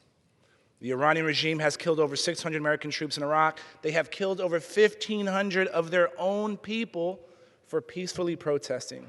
And they have lied to the world about their nuclear arsenal. Appeasing them will only make future conflict and bloodshed more likely. That's why I wish today, instead of this partisan exercise, that we were sending to the government of Iran a clearer message that no elected official in America is supportive of its behavior. I yield back the balance of my time. The gentleman from Texas reserves. The gentleman from New York is recognized. I yield 1 minute to the gentleman from Oregon, Mr. DeFazio. The gentleman's recognized. Thank you, Chair. Well, President Bush's invasion of Iraq was the worst foreign policy mistake in the history of the United States based on fake intelligence. And President Trump took us to the brink of war with Iran with an impulsive act the end of last week, which would be even more disastrous than the war with Iraq, which is still reverberating throughout the region. Now, some on that side say, oh, you're not with the troops, you're apologizing. No, we're not. We are reasserting the constitutional duty that you're sworn to in this House of Representatives. Congress and only Congress can declare war. Once we have declared war, the President of the United States, as Commander-in-Chief, can conduct it as much as this gentleman could. This is just a step. We need to repeal the authorization for use of military force against Iraq based on fake intelligence, because that was his lawyer's rationalization why they could do this in Iraq, a sovereign nation, without their permission. And we also have to reform the War Powers Act, because the War Powers Act itself does not reflect our constitutional authority. And finally, we have to pass an amendment to prohibit a hostile action against Iran without authority from Congress. Gentleman from New York reserves. The gentleman from Texas is recognized. Madam Speaker, I'm pleased to yield 2 minutes to the gentleman from Nebraska, General Bacon. Thank you, Madam Speaker. I oppose this resolution that is designed to embarrass our president in front of the world, and in reality gives comfort to Iran's leadership. It weakens America and emboldens our enemies. This resolution is not needed. The War Powers Act is still in effect, and the president is not conducting combat operations against Iran. He wants de-escalation. He does not want war. He's not doing what President Obama did in Libya. What the president did was a one-time defensive operation when he targeted General Soleimani. And let us be clear, Soleimani murdered 609 Americans in Iraq. His proxies attacked our embassy. The Quds force he commanded shed blood across the world. He even attempted terrorism right here in Washington, D.C. He was the #1 threat to Israel, and he was anti-Semitism personified. I knew who Soleimani was when I was in Iraq. We were targeted by rockets every single day from Iranian proxies, trained in, funded by, and armed by Iran, and sometimes led by Iranian commanders, and fellow Americans died.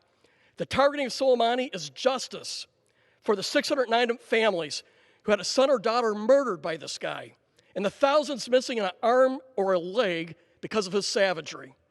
In bringing up this resolution, the Speaker said our targeting of Soleimani was disproportionate. It's disgusting. This guy killed 609 Americans in Iraq alone. He was the mastermind. Does it take 100 more, 200 more, or 300 more? It's vile. Our strike was also defensive. General Milley said he saw some of the best intelligence he's ever seen, and that it clearly showed Soleimani was in Baghdad planning an imminent attack on Americans. To deny this is to call General Milley a liar. This resolution weakens America and gives hope to the Ayatollah that we don't have the resolve to stand up to these attacks. A house divided will not stand. I pray wise leadership prevails, that we unify to oppose Iranian terror that murdered hundreds of our fellow citizens. I yield. Gentleman from Texas reserves. The gentleman from New York is recognized. I now yield 1 minute to a gentlewoman who has worked very hard on these issues for many years, the gentlewoman from California, Ms. Lee. Gentlewoman's recognized. Thank you very much. I want to thank the chairman for yielding and also for your tremendous leadership. Madam Speaker, I rise in strong support of HCON Res 83. This critical resolution helps put a check on this administration's reckless and irrational, unauthorized military actions against Iran. The American people do not want, and we cannot allow, another unnecessary war of choice in the Middle East. This resolution is an important step in our efforts to prevent that from happening. This will restore our constitutional duty over military action.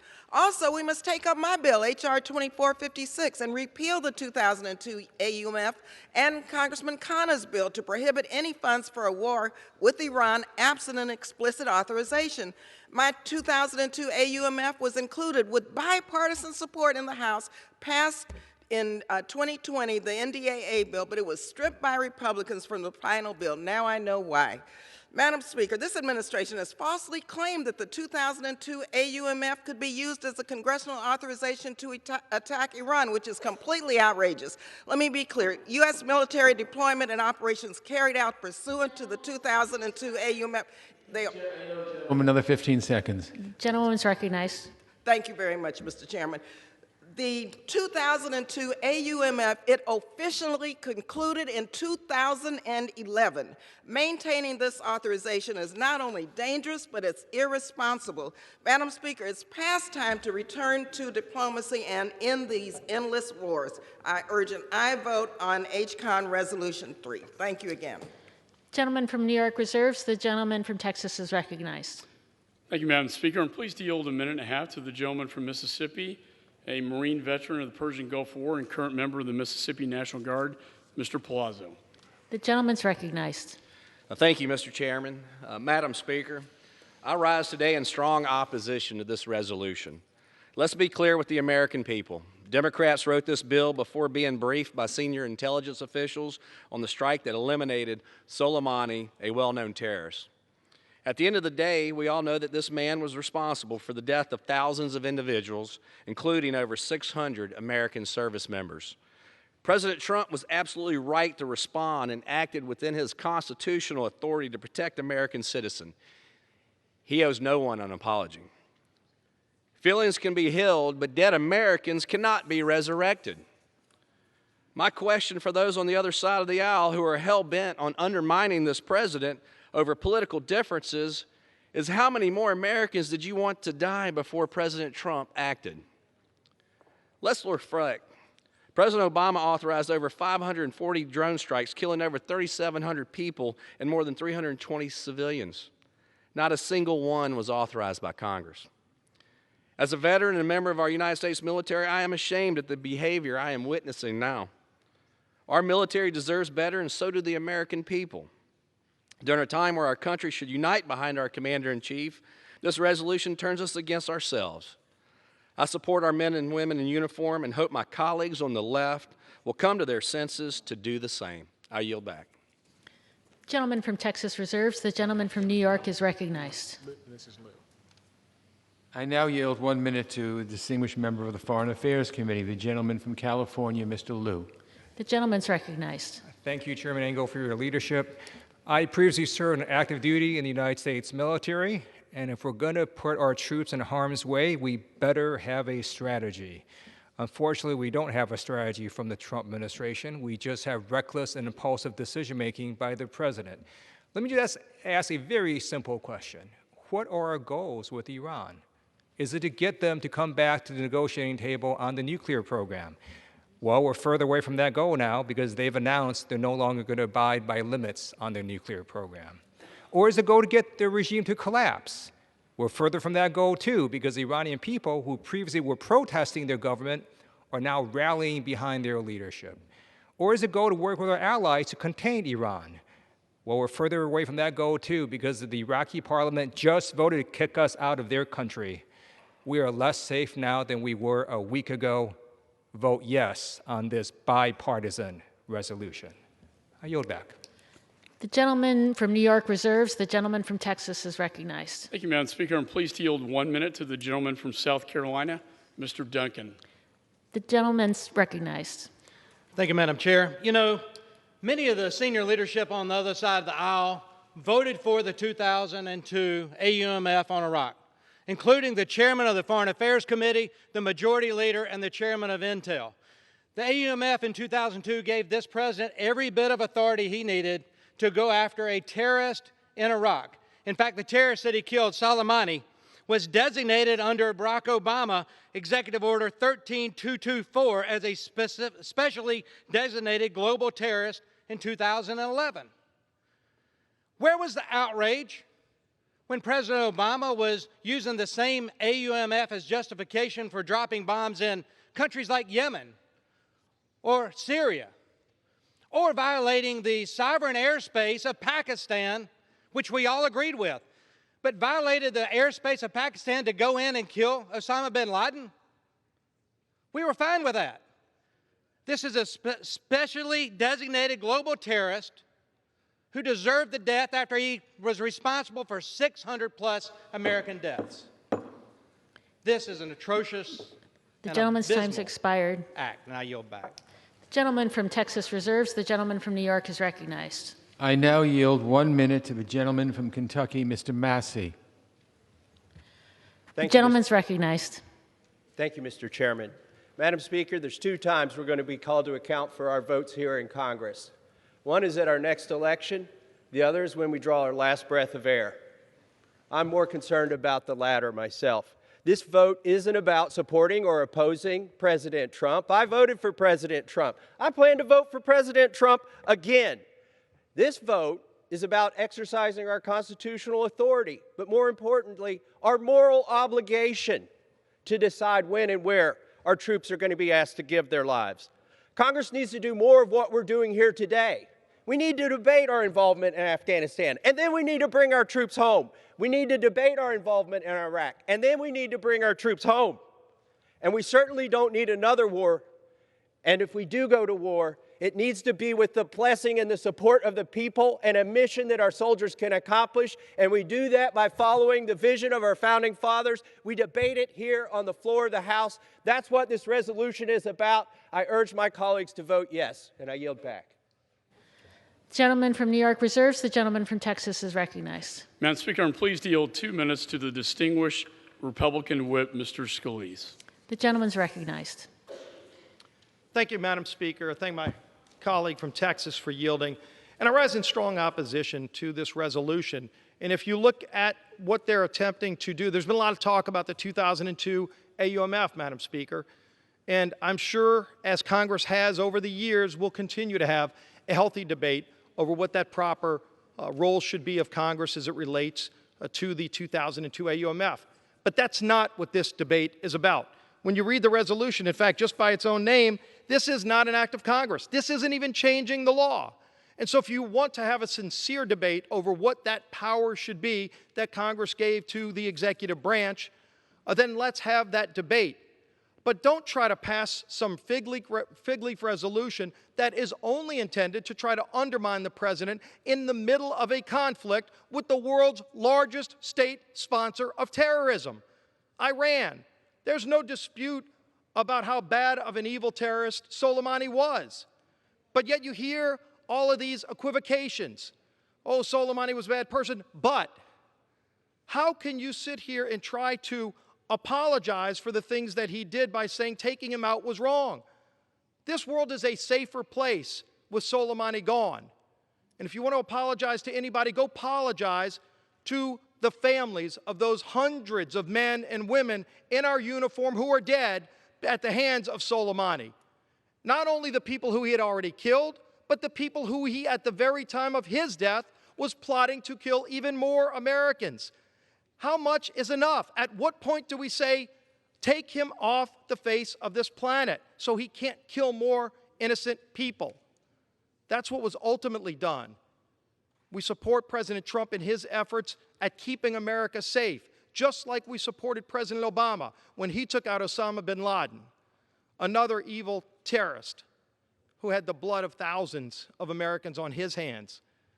If we're going to be serious about keeping this country safe, absolutely there's a role for Congress to play, but you've got to support the efforts of your Commander-in-Chief to carry out his constitutional duty, which he has to keep this country safe. And with that, I yield back the balance of my time. Gentleman from Texas reserves. The gentleman from New York is recognized. It's now my pleasure to yield 1 magic minute to our Speaker of the House, the gentlewoman from California, Ms. Pelosi. The gentlewoman is recognized. Thank you, Madam Speaker. I thank the gentleman for yielding, and I thank him for his leadership in bringing this important opportunity for us to express our concern about the President's actions. I salute him, and I thank the support on the other side of the aisle for this legislation. As we know, last week the Trump administration conducted a provocative and disproportionate military airstrike targeting high-level Iranian military officials, and he did so without consulting Congress. When I first heard from the administration, the Secretary of Defense and the Chairman of the Joint Chiefs, I said, why did you not consult Congress in this change in approach? And they said, because we had to keep this close. We had to keep this close. You had to keep it close from the Gang of Eight, the leadership of the Congress. We had to keep it close because we didn't want the word to get out. Well, we deserve the respect from the administration, and the Congress deserves, by dint of the Constitution, the requirement of the administration to consult with Congress. We know full well, better than many in the administration, the importance of classified information. We know that we are supposed to support sources and methods. We also know that the consultation that they would give to us does not enable us to divulge any information. So who are they keeping it close from? They admitted, this administration, they were keeping it close from the Congress of the United States. And they did so. Now they did a classified presentation yesterday, which their own party members, Republican senators, said it was the most demeaning and worst classified briefing that they had had. I myself think there's stiff competition for that designation of worst presentation by this administration in a classified briefing. But all of that to say is the Constitution of the United States calls for there to be cooperation when we decide about initiating hostilities. Congress has the right to declare war. When do you decide that it is war? When do you decide it's just hostilities? When does that all end? What line do you cross? But with the President's actions last week, he endangered our servicemen and women, our diplomats, and others by taking a serious risk of escalation with tensions with Iran. This does not come with any respect for Iran. We know what bad actors they are in the world. We know that Soleimani, I from my intelligence background know that Soleimani was somebody that we do not mourn the loss of, he did very evil things in the world. But we also know that when we take an action, we have to understand the ramifications of it. Others could have taken Soleimani out. Israel could have taken Soleimani out. But they didn't. So that's happened. That's where it is. As we go forward, it was really important for us to address the parameters of the War Powers Act, and that is what we are doing here today.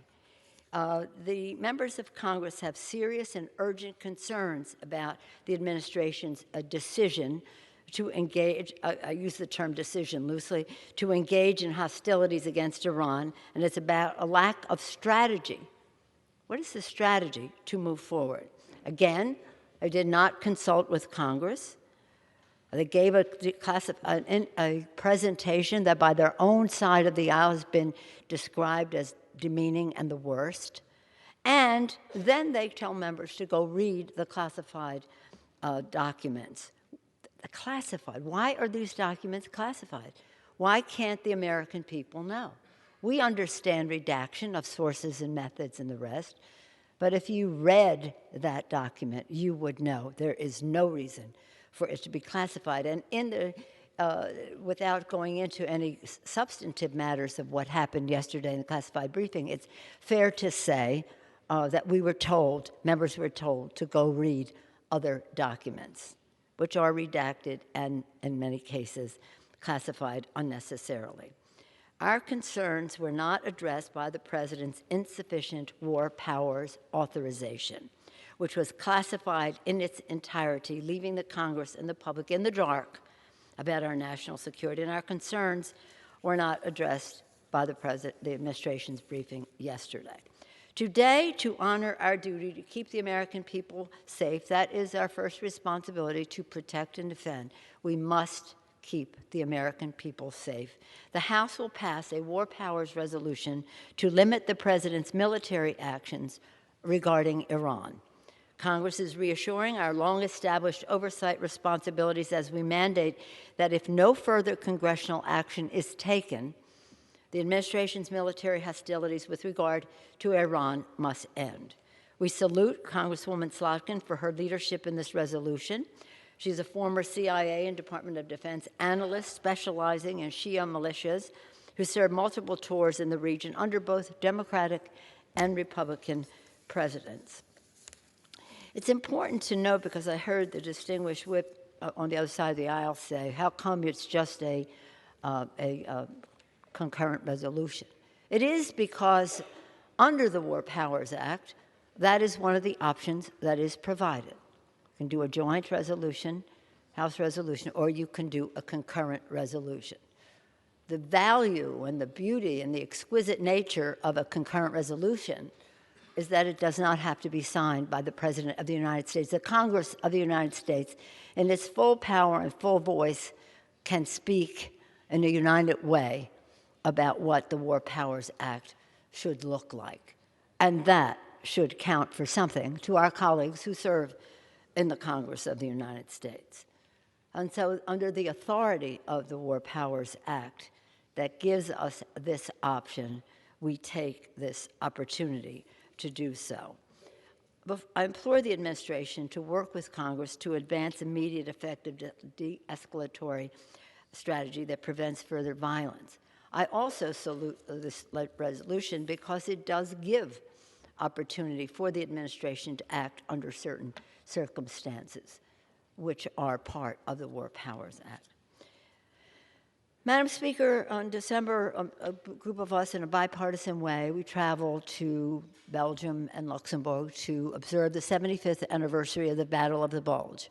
Some of our colleagues on both sides of the aisle had family members who served in that battle. One of ours, Annie Custer, her father, served in that, and she has letters from him at that time, and others, members on both sides of the aisle. Mr. Moulton, Seth Moulton, his grandfather served in the Battle of Bulge, but also on the Republican side of the aisle, in the House and in the Senate. And why I bring it up is this, because that Battle of the Bulge was a decisive battle in World War II. It was a surprise attack, really, by the Germans. It was a bloody battle. We lost 19,000 Americans, 19,000 Americans in that Battle of the Bulge. When I was listening to the description of it on the days that we were there from the veterans who served, it sounded almost like Washington crossing the Delaware, because it was December, as it was in the United States at the beginning of our fight for independence. Their supplies were insufficient. The camouflage for snow was not adequate. Our veterans, our men then, men in uniform were exposed, nurses too. And it was a triumph that decided, it was very decisive in World War II. And why I bring it up is because when there was the observance of it, it was 3 days, parts of 3 days we were there for it, but the close of it, there was a ceremony that included a speech by the King of Belgium, the Grand Duke of Luxembourg, two of the places where this all took place, the President of Germany, who spoke beautifully about Germany now, and saying when you freed Luxembourg and Belgium, you also freed the Germans. What a beautiful statement. But the close of it was from a veteran who served in the Battle of the Bulge in his 90s, was a teenager in the war. We saw the foxholes in which they fought. They lost their comrades in arms. He talked about the brotherhood, and he talked about the allies, and he talked about the fight. And at the end of the speech, the veteran said, "I don't know if I should say this, but I will. My message to all of you is pray for peace. Pray for peace. That's what we should be doing, is moving toward peace, not escalation of hostilities, where that can be avoided. Not because we believe that the other side has good motivations, or that Soleimani was not a bad person. It's not because of what they are. It's because of who we are as Americans. A country that is committed to peace and security and prepared to protect and defend. As President Kennedy said, fight any fight, fight any foe, pay any price to keep the American people safe.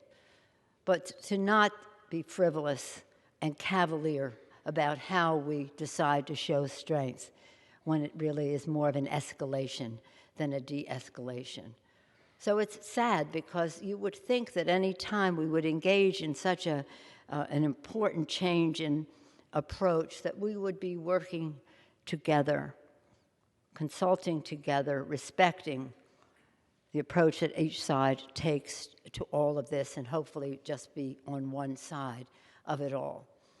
So I think this is a very important, it doesn't do everything, but you say, well, it doesn't do this, it doesn't do that. We should never be judging legislation necessarily for what it doesn't do, but respecting it for what it does do.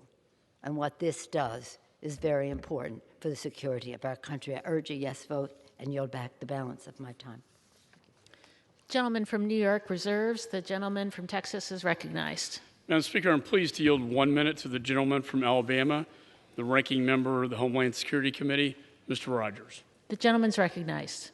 Thank you, Madam Speaker, and I thank the ranking member. I rise in strong opposition to this brazen political stunt. Qasem Soleimani was a vicious terrorist who built a cult following on the backs of dead Americans. He armed Hezbollah, KH, and other Iranian proxies who killed American troops and our allies throughout the Middle East. The Homeland Security and Defense Departments have kept close watch on his terror campaigns for years. Soleimani was not visiting Baghdad because it was a great holiday destination. He was there to meet the leader of a terrorist group that killed an American just days before. Our president used the law and his constitutional authority as commander-in-chief to eliminate this terrorist mastermind before he could kill again. Democrats immediately responded by doubting our intelligence and dismissing the expertise of our military leaders. Now they bring this resolution to the floor that maligns our president, undermines our national security, and makes a martyr of a man who killed nearly 600 Americans. I urge a no vote and yield back.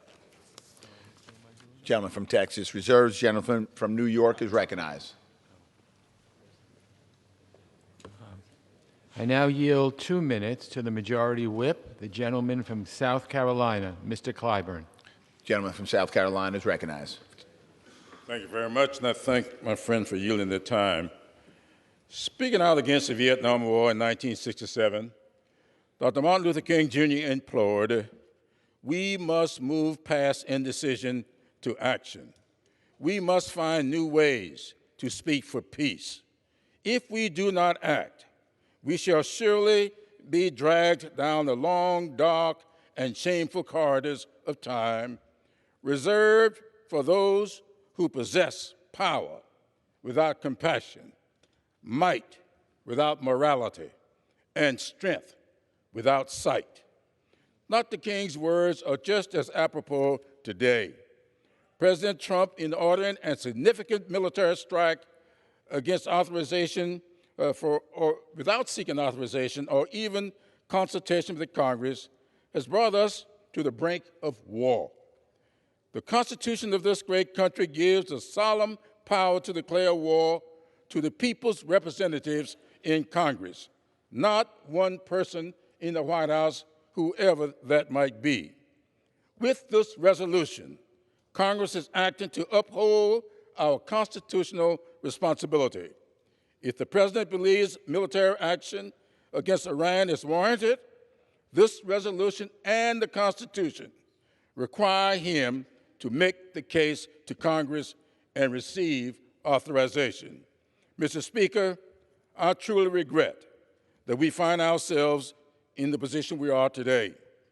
The Trump administration's policy toward Iran, abandoning the nuclear deal rather than building on it while escalating tensions instead, is an unwise application of American power, might, and strength. The strike against General Soleimani, a bad man who no American mourns, drags us closer to another long, dark, and shameful corridor to an unnecessary war. I urge the adoption of the resolution, and I'll yield back the balance of my time. Gentleman from New York reserves. Gentleman from Texas is recognized. Mr. Speaker, I'm pleased to yield 1 minute to the gentleman from California, Mr. McClintock. Gentleman from California is recognized. Thank you, Mr. Speaker. Our Constitution is clear that only Congress can start a war, but only the President can wage it. Congress started this war with the AUMF in 2002. It's still in effect. The founders didn't want one individual getting us into a war, but once in it, they didn't want 535 squabbling prima donnas second-guessing every decision on the battlefield. President Trump needed no other reason to order the attack that killed Soleimani in Iraq beyond the simple fact that he was acting as an enemy combatant against U.S. forces in a war zone in which the Congress had authorized the President to take military action. Now, I happen to believe the AUMF was a colossal mistake. But this resolution doesn't correct that mistake. It compounds it by deliberately undermining the position of the United States government and the armed forces that we sent to Iraq at a perilous moment, which makes it not only unconstitutional, but disgraceful. I yield back. Gentleman from Texas reserves. Gentleman from New York is recognized. I yield 1 minute to the Vice Chair of the Foreign Affairs Committee, the Chair of the Subcommittee on Oversight and Investigations, the gentleman from Texas, Mr. Castro. Gentleman from Texas is recognized. Thank you, Mr. Speaker. In the last few days, the American people have been unwillingly taken to the brink of war at the direction of this administration. Through reckless actions, the White House has unified the Iranian public, alienated our partners in Iraq and Europe, undermined the fight against ISIS, and left the United States more isolated than before, all in just 1 week and without the consent of this Congress. This is a grave and serious moment in our country. 2 days ago, our brave men and women in uniform came under fire from 22 Iranian missiles, in harm's way because of their commander-in-chief. Every American owes a debt of gratitude to our military for its courage and sacrifice. For that reason, a decision that risks troops' well-being must only be made thoughtfully and with the informed consent of the public and this Congress. As a member of Congress, my biggest priority is to protect the safety of the American people at home and abroad. This can only be done by defending Congress's constitutional authority over declaring war. And for that reason, I urge us to support this resolution. Gentleman from New York reserves. The gentleman from Texas is recognized. Speaker, I yield 1 minute to the gentleman from Louisiana, Mr. Abraham. Gentleman from Louisiana is recognized.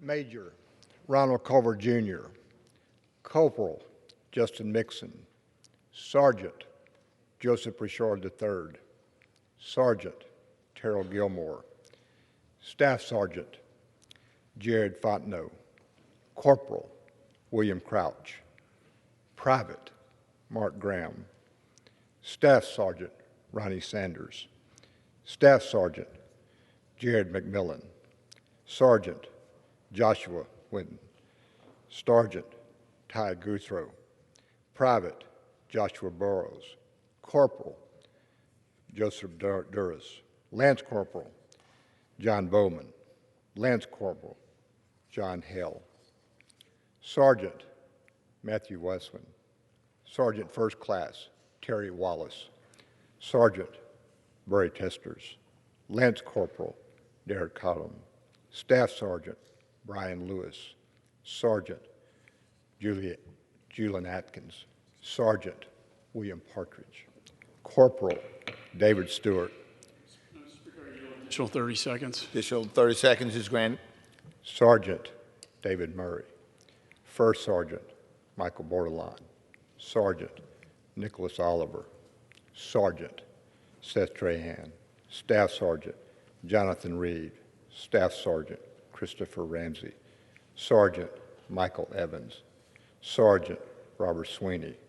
Staff Sergeant, William Manuel. And Mr. Chairman, I request unanimous consent to enter the rest of my testimony into the record. Without objection. Gentleman from Texas reserves. Gentleman from New York is recognized. I now yield 1 minute to a valued member of the Foreign Affairs Committee, the gentlewoman from Pennsylvania, Ms. Houlihan. Gentlewoman from Pennsylvania is recognized. Thank you, Mr. Chair. Mr. Speaker, I rise in support of the resolution before us today. Article 1, Section 8 of the Constitution states, quote, Congress shall have the power to declare war, end quote. The founders were unequivocal. Only Congress has the power to authorize acts of war. Today, we bring forth this resolution to honor our founding fathers' vision for our country, for our government, one whose very survival hinges on the separation of powers and each branch's respect for the other's authority. At this moment, we as a Congress have an opportunity to pursue de-escalatory actions that protect the lives of our armed forces, diplomats, and civilians. And I implore the President and this administration to work with this Congress in this effort. Today marks this first step. We must aggressively pursue diplomacy so that no lives are lost. I encourage all of my colleagues on both sides of the aisle to join in that pursuit. I urge my colleagues to support this resolution. I urge a yes vote. I yield back. The gentleman's reserves. Gentleman from New York reserves. Gentleman from Texas is recognized. Mr. Speaker, I'm pleased to yield 1.5 minutes to the gentleman from Michigan, Mr. Wahlberg. Gentleman from Michigan is recognized. Thank you to the ranking member, and thank you, Mr. Speaker. I rise today in strong support of a president who carried out his oath of office. I'm afraid the reason we are here today, again, is out of pure opposition to this president and not the serious national security issues at hand. Make no mistake, terrorist Soleimani is responsible for the deaths of hundreds of Americans, including those that my friend and colleague Ralph Abraham just read. Hundreds of Americans. And he was plotting to kill many more. The President used his full legal authority to take defensive action and eliminate this brutal terrorist. The world is safer today because of it. In times like these, we need to come together as a country and stand behind our men and women in uniform. Whoever occupies the White House should have the ability to direct and address threats and prevent American bloodshed. Just 48 hours ago, Iran attacked U.S. military personnel, and yet we are hastily voting on this partisan resolution that will weaken national security. I urge my colleagues to vote no on this political show resolution, and I yield back. Gentleman from Texas reserves. Gentleman from New York is recognized. I now yield 1 minute to the gentlewoman from Ohio, Ms. Capter. Gentlewoman from Ohio is recognized. I thank the gentleman for yielding and rise in support of the War Powers Resolution as an original co-sponsor. This is a grave and pivotal moment in American history, and we must be greatly concerned for the security of our troops and the safety of the American people. We live in an era of hybrid warfare and high-intensity reaction. One reckless military strike can incentivize countermeasures, not just in the immediate region, but thousands of miles away by Iran's proxies. Wise use of force matters. Without congressional authorization and in defiance of our Constitution, this president ordered an unprecedented strike on Iran's top generals. There is no doubt Soleimani was a fierce enemy of liberty. However, this Lone Ranger attack by the president risks all-out war, greater instability in Iraq and Iran, losing the edge we have gained at such great cost, and some of those names have been put on the record today.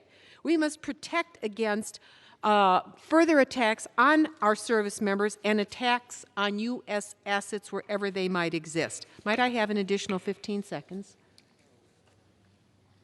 Gentlewoman, I request additional 15 seconds for the gentlewoman. Gentleman may proceed. Thank you. To those ends, the American people deserve full transparency. The President must take steps to de-escalate this highly volatile situation in the most ungovernable part of the world. Let us rigorously pursue with our allies turning back Iran's development of nuclear weapons, and let us do all we can to uphold our beloved Constitution, put raging bulls back in their cages, and make the American people safer. I yield back. The gentleman from New York reserves. Gentleman from Texas is recognized. Thank you, Mr. Speaker. I'm pleased to yield 2 minutes to the gentleman from the great state of Texas, Mr. Arrington. Gentleman from Texas is recognized. I thank my friend and fellow Texan ranking member, Mr. McCall, for his strong leadership. Mr. Speaker, it's one thing to weaponize impeachment to discredit the president. It's a whole nother thing to handcuff our commander-in-chief and jeopardize the safety of our soldiers and prevent them from defending themselves. Thankfully, this is a partisan resolution that's going nowhere, but it's also disturbing insight into the naive and impotent ideology of appeasement that invited Russia into Syria, created ISIS in Iraq, and emboldened Iran to terrorize and brutally murder throughout the Middle East. This is not a resolution, this is a retreat, a de facto apology. But for what? For ridding the world of a brutal terrorist with American blood on his hands? If this resolution were to become law, Mr. Speaker, it would be a death warrant, and not for the worst of terrorists, but for the best of Americans, our sons and daughters on the battlefield, who would be left defenseless, sitting ducks for a murderous mob of mullahs in Iran and Iranian-backed militias throughout the region. I urge a no vote, and I yield back. The gentleman from Texas reserves. The gentleman from New York is recognized. I yield 1 minute to the gentlewoman from Illinois, Ms. Schakowsky. The gentlewoman from Illinois is recognized. It is past time for Congress to exert our authority over the questions of war and peace, and I am proud to vote for this concurrent resolution to invoke the War Powers Act in order to restrain this reckless president. This vote would halt military operations and force the president to come to Congress to authorize any further acts of war. The president remarkably said, "All is well."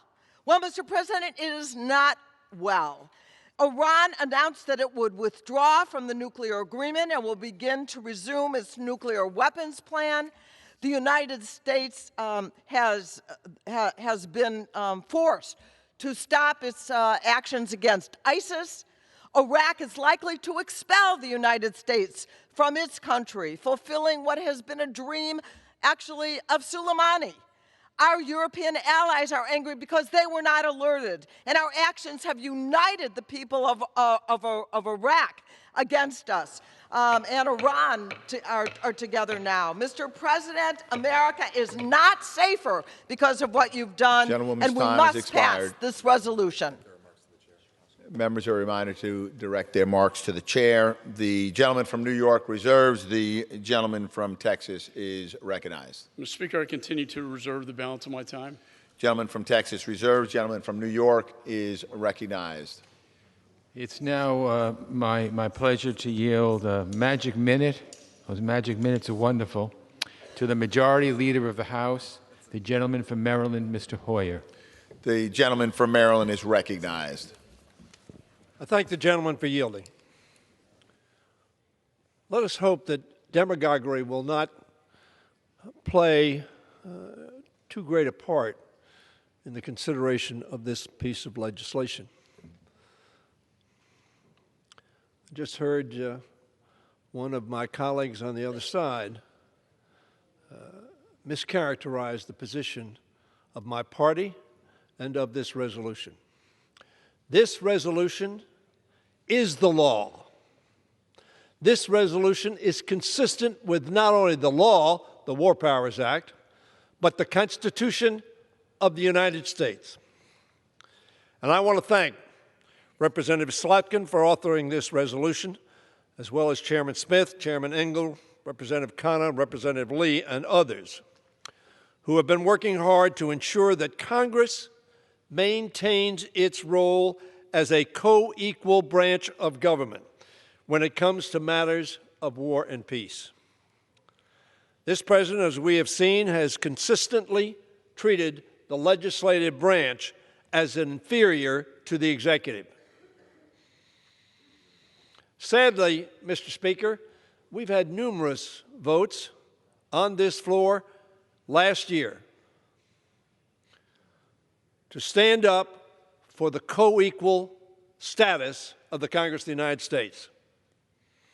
And too often our Republican friends have sided with the executive department, diminishing the authority and the position of the Congress of the United States. This is not about this president, nor is it about shrinking from confronting terrorism and terrorists. Again and again, we have seen this president ignore Congress's directives on appropriations, including by shifting money away from the military to fund his costly and ineffective border wars. He has refused to disperse emergency funding for disaster relief that Congress allocated to help the people of Puerto Rico and other places where Americans are in need of help. And he withheld congressionally appropriated funding to help Ukraine repel Russian terrorism. After criticizing his predecessor for the use of executive orders, President Trump has doubled down on using them to circumvent the will of Congress and the American people. All this resolution is say, Mr. President, obey the law, obey the Constitution of the United States of America, which gives to the Congress the sole authority to declare war. And if you read the language of the resolution, it continues to say that we are for certainly defending any of our people at risk, period. The War Powers Act provides for that. Article 2 of the Constitution provides for that. But the President has ignored congressional subpoenas for documents and testimony directing subordinates to build a wall of obstruction unseen in our history. It should therefore be no surprise that we representatives of the 320 million plus people of America who expect us to be their voice in this critical issue of declaring war. And this resolution does not prohibit in any way the President of the United States, under his Article 2 powers, acting to defend our military, our allies, and our homeland. Now, with the actions taken last week, he is unilaterally moving us toward an involvement in another deadly and destabilizing war in the Middle East. Now, I'm glad, very frankly, that, as we all are, that the response that came from Iran was either ineffective or meant to be simply a message. I don't know which. Thankfully, however, the Congress has under law and our Constitution a remedy to reassert our position as a co-equal branch, as a matter of fact, an Article 1 branch, ensure, as the founders intended, that only the Congress, speaking on behalf of all of the people, could declare war. Congress passed the War Powers Act in 1973 because they believed a Democratic president, and it was a Democratic Congress that adopted the War Powers Act, because they believed a Democratic president had overstepped the bounds. Congress passed the War Powers Act in 1973, determined to ensure that no president can send our troops into war without the people's representatives authoring it. I suggest to my friends on both sides of the aisle, that is what the founders intended. We must use this tool of congressional power, or by our silence acquiesce to the growth of the imperial presidency, which, by the way, has been going on for some 40 years maybe even 50 years, irrespective of who is president. This is not a partisan resolution.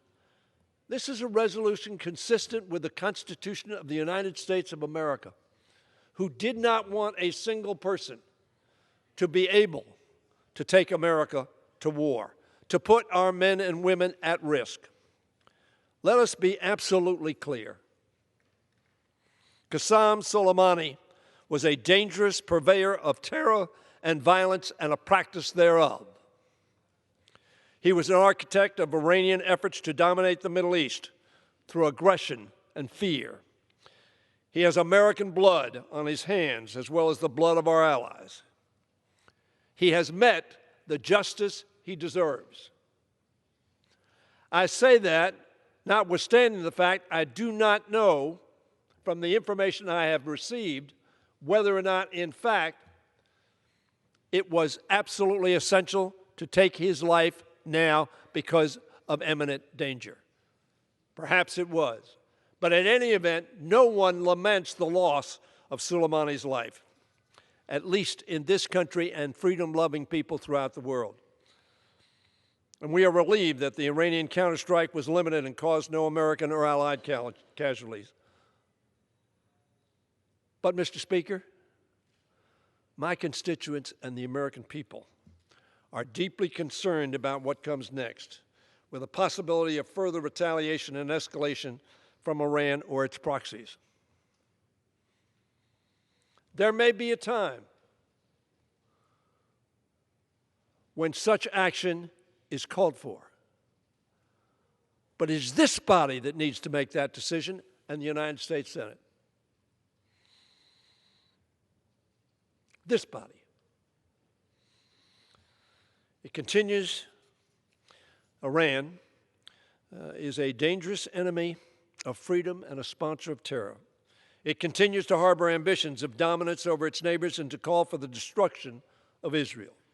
This Iranian regime is no friend and must not be trusted.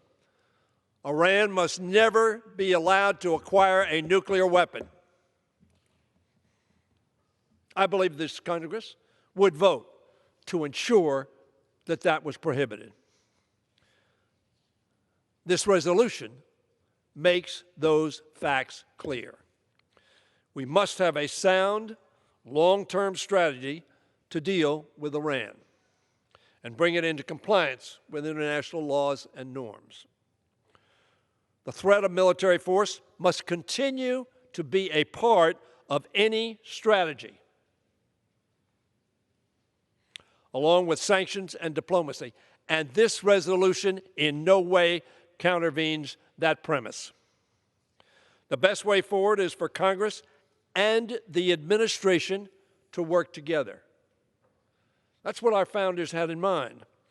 Proper congressional oversight and involvement will help ensure, not undermine, that the administration adopts and pursues the best possible strategy to check and oppose Iran's malign ambitions. Let us not demagogue one another. There can be differences. But this resolution is brought to this floor of the House to uphold the Constitution of the United States of America and to again urge this president, as we have urged Democratic presidents, to ensure that they follow the strictures of our Constitution on behalf of the safety of our people and the respect we have throughout the world. We're a nation of laws. This resolution is about the laws. And I yield back the balance of my time. Gentleman from New York reserves. The gentleman from Texas is recognized. Let me say I have great respect for the leader, and I do not disagree with him that the president needs to come to Congress to authorize war with Iran. But that is not what we were looking at here today. We do not currently have troops engaged in hostility in Iran, subject to withdrawal under the War Powers Resolution. However, if the administration were to strike Iran directly, in my opinion, they would need to submit a war powers notification, and they would also need to proceed with an authorized use of military force. And with that, Mr. Speaker, I'm pleased to yield 2 minutes to the gentleman from Florida, Mr. Spano. Gentleman from Florida is recognized. Thank you, Ranking Member McCall. I oppose this resolution. The Speaker claims that it is a necessary response to President Trump's, quote, disproportionate attack on a high-level Iranian military official. Disproportionate. Apparently, Democrats have forgotten who Qasem Soleimani was, one of the worst perpetrators of terror in recent history. He led the organization that founded Hezbollah, one of the most violent terrorist groups opposing Israel. He directed his groups to kill over 600 American service members in Iraq and wound thousands more.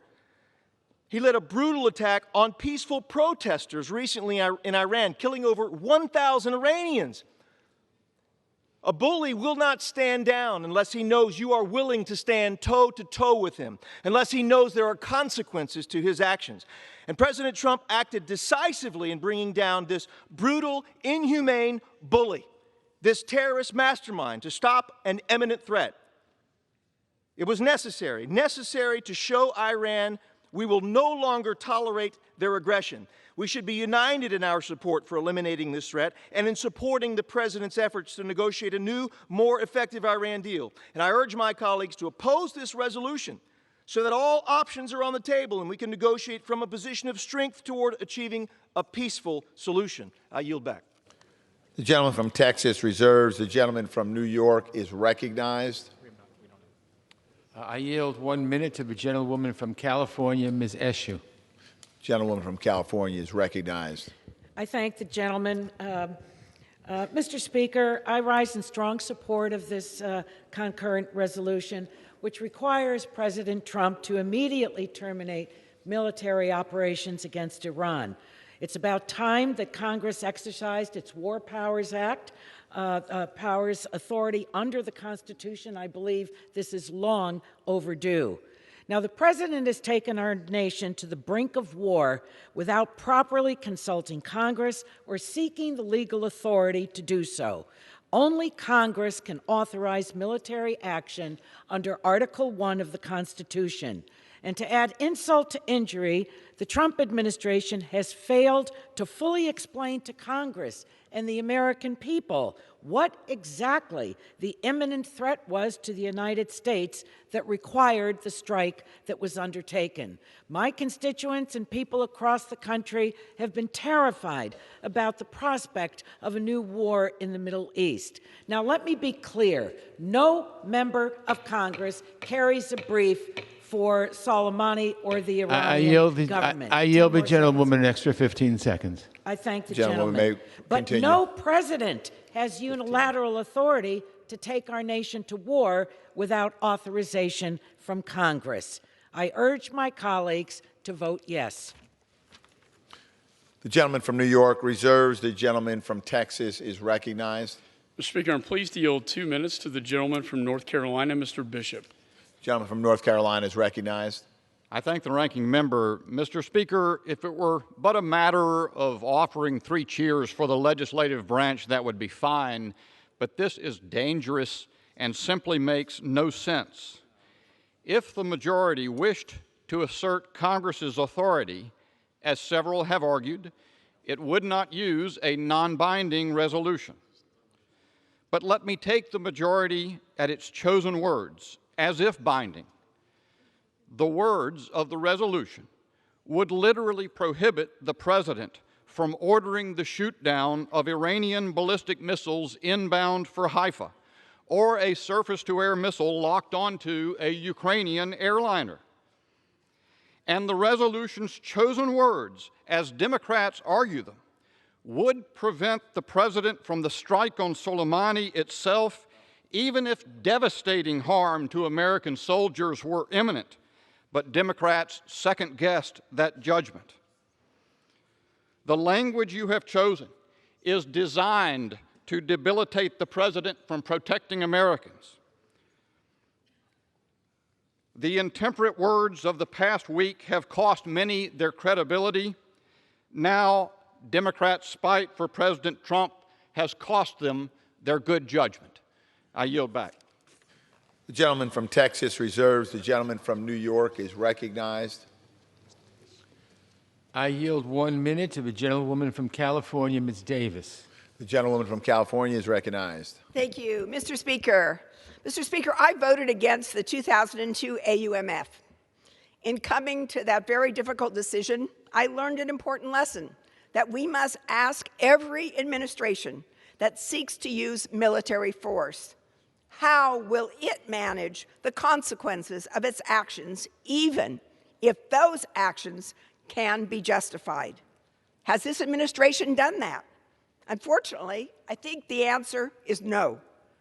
I will vote for this resolution today for the same reasons I had then. No overall strategy, no justification, and nobody in this administration can answer how it will respond to the aftermath. By virtue of the power and the responsibility granted to us by the Constitution, we must ask those questions.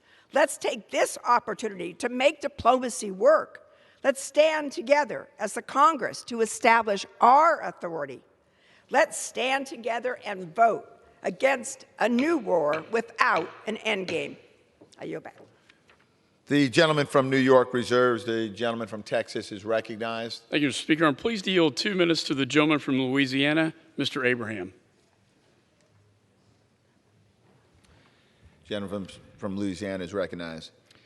Sergeant First Class Kurt Como, Sergeant Christopher Babin, Sergeant Bradley Bergeron, Sergeant Huey Fassbender, Sergeant Armand Fricke, Sergeant Warren Murphy, Sergeant Craig Nelson, First Lieutenant Christopher Barnett, Private First Class Tory Dantzler, Private First Class James Lambert, Sergeant Taft Williams.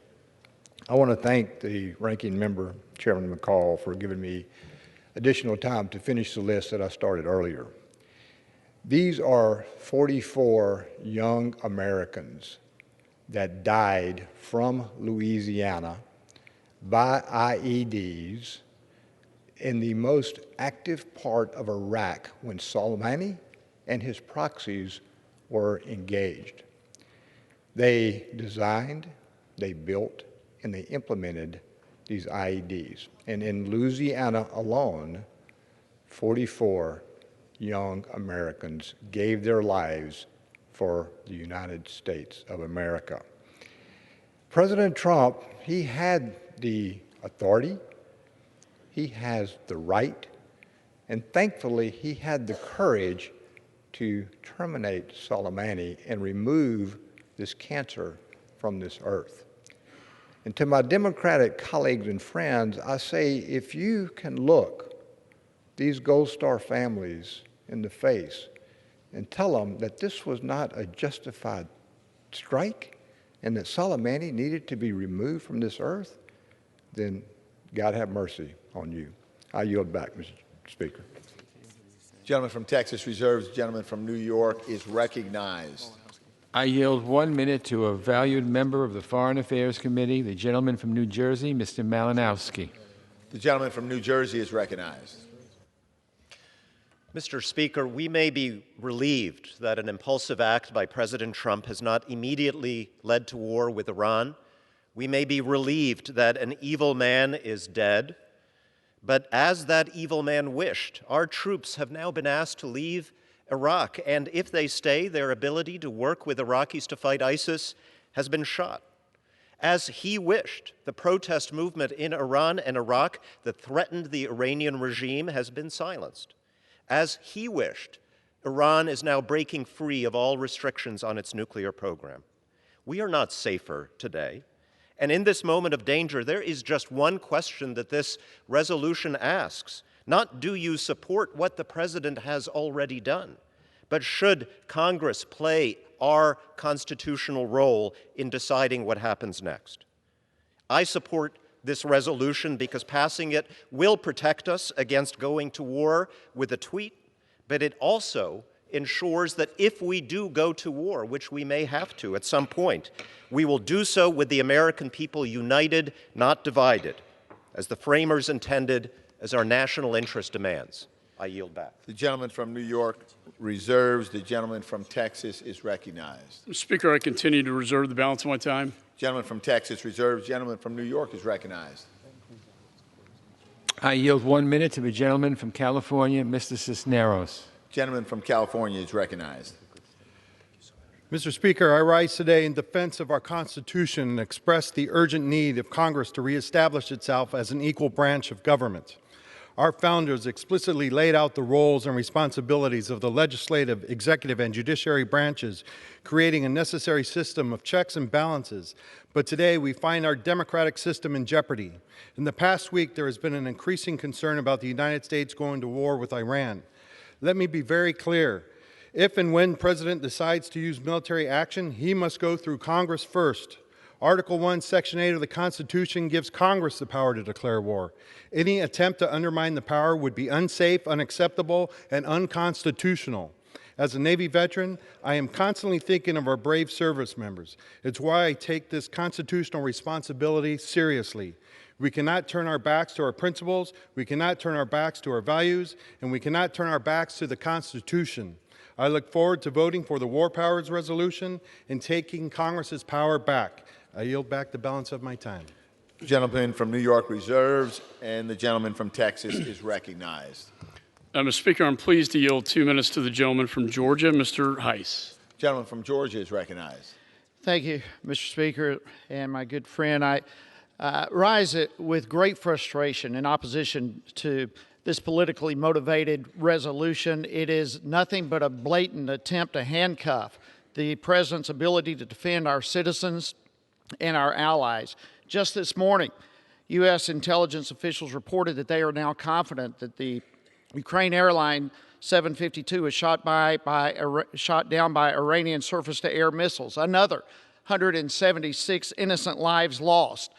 The Islamic Republic of Iran has been hostile to our nation for decades, and yet it has certainly escalated in the last several months with a campaign of antagonistic military action.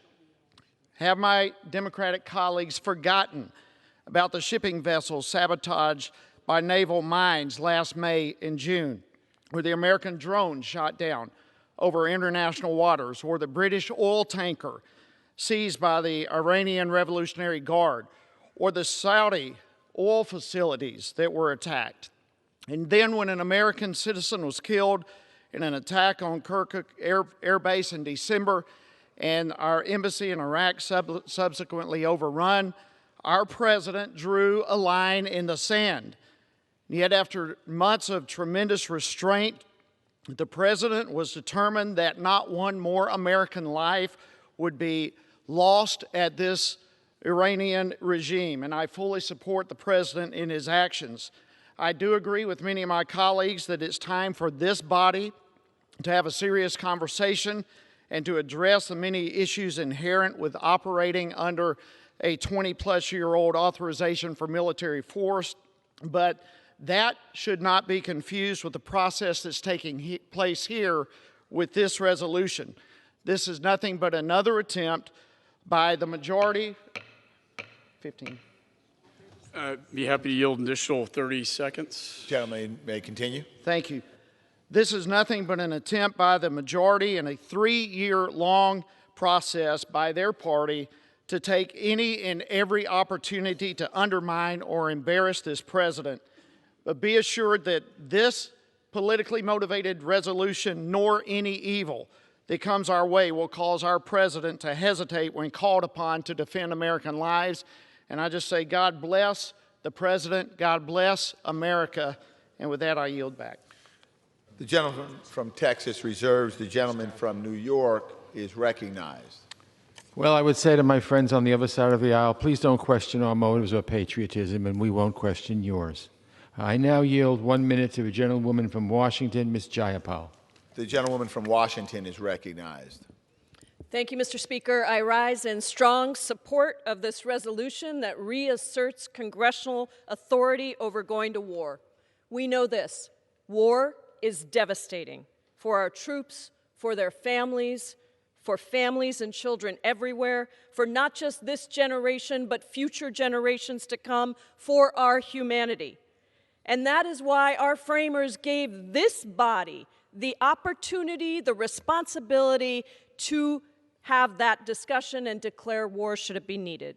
In 2002, we rushed to war based on made-up claims of weapons of mass destruction. And that Iraq war and Afghanistan wars took hundreds of thousands of lives, created millions of refugees, and cost us trillions of dollars.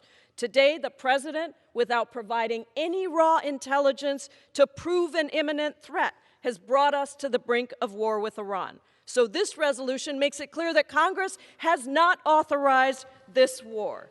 We also must repeal the 2002 AUMF and vote to withhold funds for this unauthorized war. It is time to reassert our authority. I yield back. Gentleman from New York reserves. Gentleman from Texas is recognized. Thank you, Mr. Speaker. I continue to reserve the balance of my time. Gentleman from Texas reserves. Gentleman from New York is recognized. I yield 1 minute to the gentlewoman from Michigan, Ms. Tlaib. The gentlewoman from Michigan is recognized. Thank you, Mr. Speaker. I rise today on behalf of 13 District Strong. This is a district that believes in leading with compassion. They believe in a full stop to endless violent wars that only result in loss of life and the destruction of lives forever changed. For us, Mr. Speaker, it is important to protect our democracy and promote global peace. We must remove political motives and for-profit schemes from the decision-making process to go to war. If we don't, it would only lead to more warfare and death. We cannot allow a process that is tainted, secretive, or encompasses lies to make that choice. We need a country that easily chooses peace for generations to come. I proudly represent a district that believes in the rule of law. That is why I rise today as their voice in support of a war powers resolution that will give them a say in whether or not our country goes to war. Thank you. The gentleman from New York reserves. The gentleman from Texas is recognized. Thank you, Mr. Speaker. I'm pleased to yield 3 minutes to the gentleman from Tennessee, Mr. Green. The gentleman from Tennessee is recognized. Thank you, Mr. Speaker. I rise in complete opposition to this resolution. First, this is a non-binding resolution. If you really wanted to exert some congressional decision-making, we'd do a bill that goes before the president and gets signed or gets vetoed. This is purely theatrics. None of these Democrat leaders stood up when President Obama violated the airspace of Pakistan to take out Osama bin Laden. Now, I'm glad he did that. But he violated, there was no congressional authorization to go into Pakistan. At least here, there's a congressional authorization for our forces to be on the ground and using military power. The President has clear authority under Article 2 to act when our nation and our military is at risk. The Chairman of the Joint Chiefs of Staff said, and I quote, "The trigger for the drone strike that killed Soleimani was clear, unambiguous intelligence indicating a significant campaign of violence against the United States in the days, weeks, and months, and that the administration would have been culpably negligent if it didn't act." General Mark Milley, these people understand one thing, and it's strength. You'll recall that when President Clinton pulled our forces out of Somalia after we got the black eye on Black Hawk Down, bin Laden cited that as proof that the Americans run away, that they won't stand and fight. I've been to combat 3 times in this region of the world, twice in Iraq and once in Afghanistan. I've looked these individuals in the eye. It's strength that they understand, and clearly it's shown itself to be true again. This president stood up, and Iran's response was clear. They had 2 audiences in their response. At home, they wanted people to see strength. They shot 15 missiles. They're back in their press saying they killed Americans. They didn't, of course. The other audience, the United States and the rest of the world, they fired 16 missiles. All 16 missed. All 16 missiles missed. Remember, when they hit Saudi Arabia, all those missiles hit. They know how to hit their target. They fired 16 missiles against us and not a one hit. What's the message they're saying? Immediately after they fired them, they stood up and said, we're done. No more, that's the end of our response. They told the Shia militia groups to stand down. And Muqtada al-Sadr said to his people today, stand down. They respond to strength. And our president did the right thing. He was a strong response to storming sovereign U.S. territory of an embassy with 6,000 people, killing American contractors and wounding American soldiers with a rocket attack. Mr. Speaker, this president made a strong response, and it's shown itself to work. I yield. Gentleman from Texas reserves. Gentleman from New York is recognized. Thank you. I just can't really believe what I just heard. It was the 2001 AUMF specifically authorized our going after Osama bin Laden. He's the example of Congress getting involved. That was the authorization to get Osama bin Laden in Pakistan or anyplace else. And that's what we're trying to assure here, that things aren't just happening, that there is actual authority. And Osama bin Laden is the wrong example because we gave the authority to go after him. I yield 1 minute to a gentlewoman from Florida, Ms. Frankel. Gentlewoman from Florida is recognized. Thank you, Mr. Speaker. As the mother of a United States Marine War veteran, I came to Congress with the promise of never sending someone else's child to a war that could be avoided. This War Powers Resolution says no war with Iran without congressional approval, while still ensuring defense if there's an imminent threat. While we do not mourn the death of Iran's commander of terror, Americans and our allies worry about the ramifications will make us less safe. The fight against ISIS has been diverted. Regional protests against the Iranian regime are now against America. Iranian proxies have been further incited, and Iran is closer to having a nuclear weapon. America is not a monarchy. The decision to go to war requires debate, deliberation, and collective judgment. That's why the law gives the responsibility to Congress. I urge support of this resolution, and I yield back. Gentleman from New York reserves. Gentleman from Texas is recognized. Speaker, at this point, I'll continue to reserve until Chairman Engel is prepared to close. Gentleman from Texas reserves. Gentleman from New York is recognized. I yield 1 minute to the gentleman from Michigan, Mr. Kildee. The gentleman from Michigan is recognized. Thank you, Mr. Speaker, and I thank my friend, Mr. Engel, for yielding. I'm troubled by aspects of this debate. I think it's fine that we have different views. But to hear some on the other side characterize the position of those who support this resolution as somehow not loving the country as much as they do, when it's our country as well that we pledge to defend. It's the same veterans on this side of the aisle that put themselves in harm's way as the veterans on the other side of the aisle. There's no distinction in the battlefield. We love our children and want to defend them as much as we know you do as well. So let's stop the demagoguery regarding patriotism. This comes to a simple question. And it's not even a question as to whether or not there was justification to take out Mr. Soleimani, because clearly there was. The question is who gives the justification? Who authorizes military action in this country? We can all have our opinions, but we ought to consult the Constitution that vests. Yield the gentleman 15 additional seconds. Gentleman may continue. Thank you. We ought to consult the Constitution, which clearly vests that authority in this Congress. We ought not fear that authority and outsource it to the executive branch. We ought to embrace that authority and be willing to make that decision and follow the Constitution. I thank the gentleman, and I yield Does the gentleman from Texas continue to reserve? The gentleman from New York is recognized.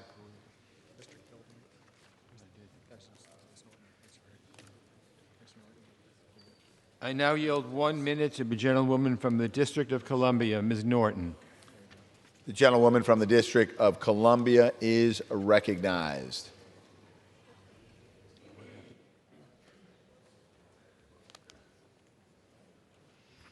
I thank my good friend for yielding.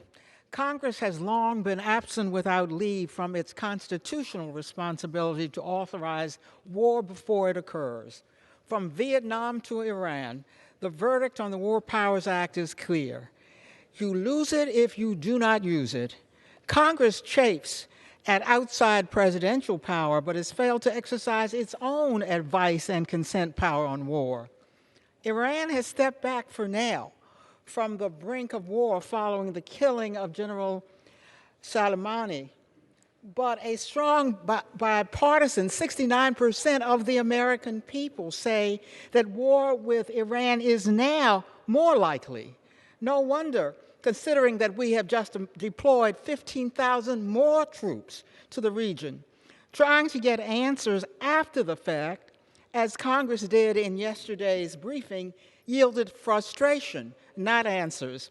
Unchecked executive power unbalances the safeguards against arbitrary power the framers built into our Constitution. With passage of today's resolution, we will reclaim that balance by reinserting Congress into decisions to go to war. The gentleman from Texas continue to reserve. The gentleman from New York is recognized. Okay. I now yield 1 minute to a very valued member of the Foreign Affairs Committee, the chairman of the Subcommittee on the Middle East, North Africa, and International Terrorism, the gentleman from Florida, Mr. Deutsch. Gentleman from Florida is recognized. Mr. Speaker, I rise in support of this War Powers resolution, and I thank my colleague from Michigan, Representative Slotkin, for leading this effort today to assert Congress's rightful authority and to defend our solemn constitutional duty. None of us want to see our brave men and women sent into another war. To be clear, this vote is not about telling the administration that the president can't defend this country. My colleagues know that. They understand it. I strongly reject any implication that somehow by supporting this resolution, we don't take our national security and the safety of our service members seriously. To the contrary, nothing we do today limits the ability to respond to a real and imminent threat or defend this country and our interests. To assert so is simply false, and it is reckless.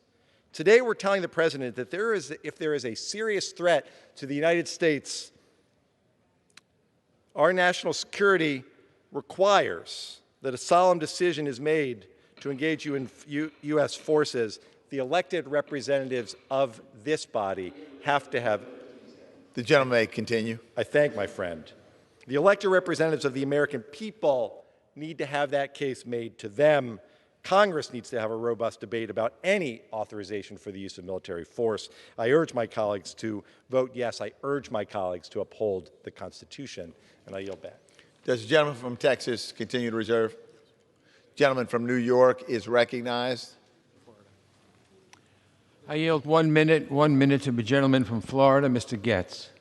Gentleman from Florida is recognized. I take a backseat to no member of this body when it comes to defending the president. This resolution offers no criticism of the president, no critique. It doesn't criticize the president's attack on Soleimani. Matter of fact, this resolution doesn't even say Soleimani's name in it.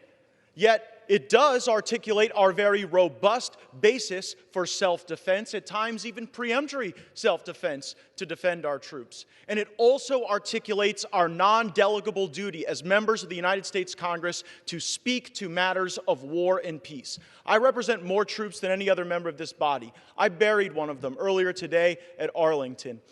And that sergeant died a patriot and a hero. If the members of our armed services have the courage to go and fight and die in these wars, as Congress, we ought to have the courage to vote for them or against them. And I think it's ludicrous to suggest that we are impairing the troops from doing their job by not doing our job articulated in the Constitution to speak to these matters of war and peace. I support the president. Killing Soleimani was the right decision, but engaging in another forever war in the Middle East would be the wrong decision, and that's why I'm voting for this resolution, and I yield back. Gentleman from New York reserves. Does the gentleman from Texas continue to reserve? The gentleman from New York is recognized. I yield 1 minute to the gentleman from Massachusetts, Mr. Moulton. Gentleman from Massachusetts is recognized. Mr. Speaker, the system of checks Mr. Moulton. Massachusetts is recognized. Mr. Speaker, the system of checks and balances is broken. Last week's airstrike proves it. After the strike, the administration produced a vague document that attempts justifying America's push to the brink of war. Mr. Chairman, I fought in a war started by a president with false and trumped-up intelligence. We cannot let this president do the same. Americans deserve to read the declassified report so they can judge for themselves whether the strike was worth the risk. They'll find an administration shooting from the hip with no strategy to deal with Iran.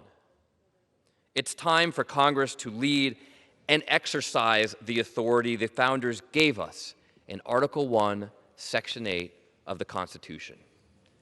It's time to tell the President he cannot send our troops to war with Iran without a strategy and without the consent of their representatives. I yield back. The gentleman from New York reserves. Does the gentleman from Texas continue to reserve? The gentleman from New York is recognized. I yield 1 minute to the gentleman from Maryland, Mr. Brown. The gentleman from Maryland is recognized. Thank you, Mr. Speaker.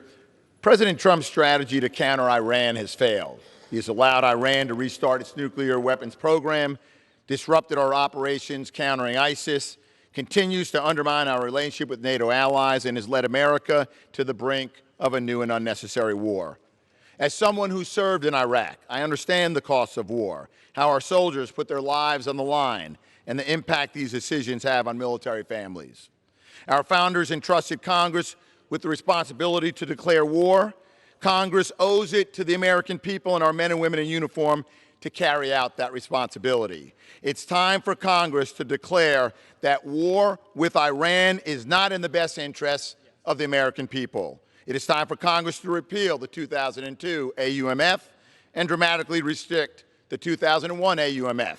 And until we can do that, we must prevent the President from unilaterally committing the United States to yet another war in the Middle East. And I yield back.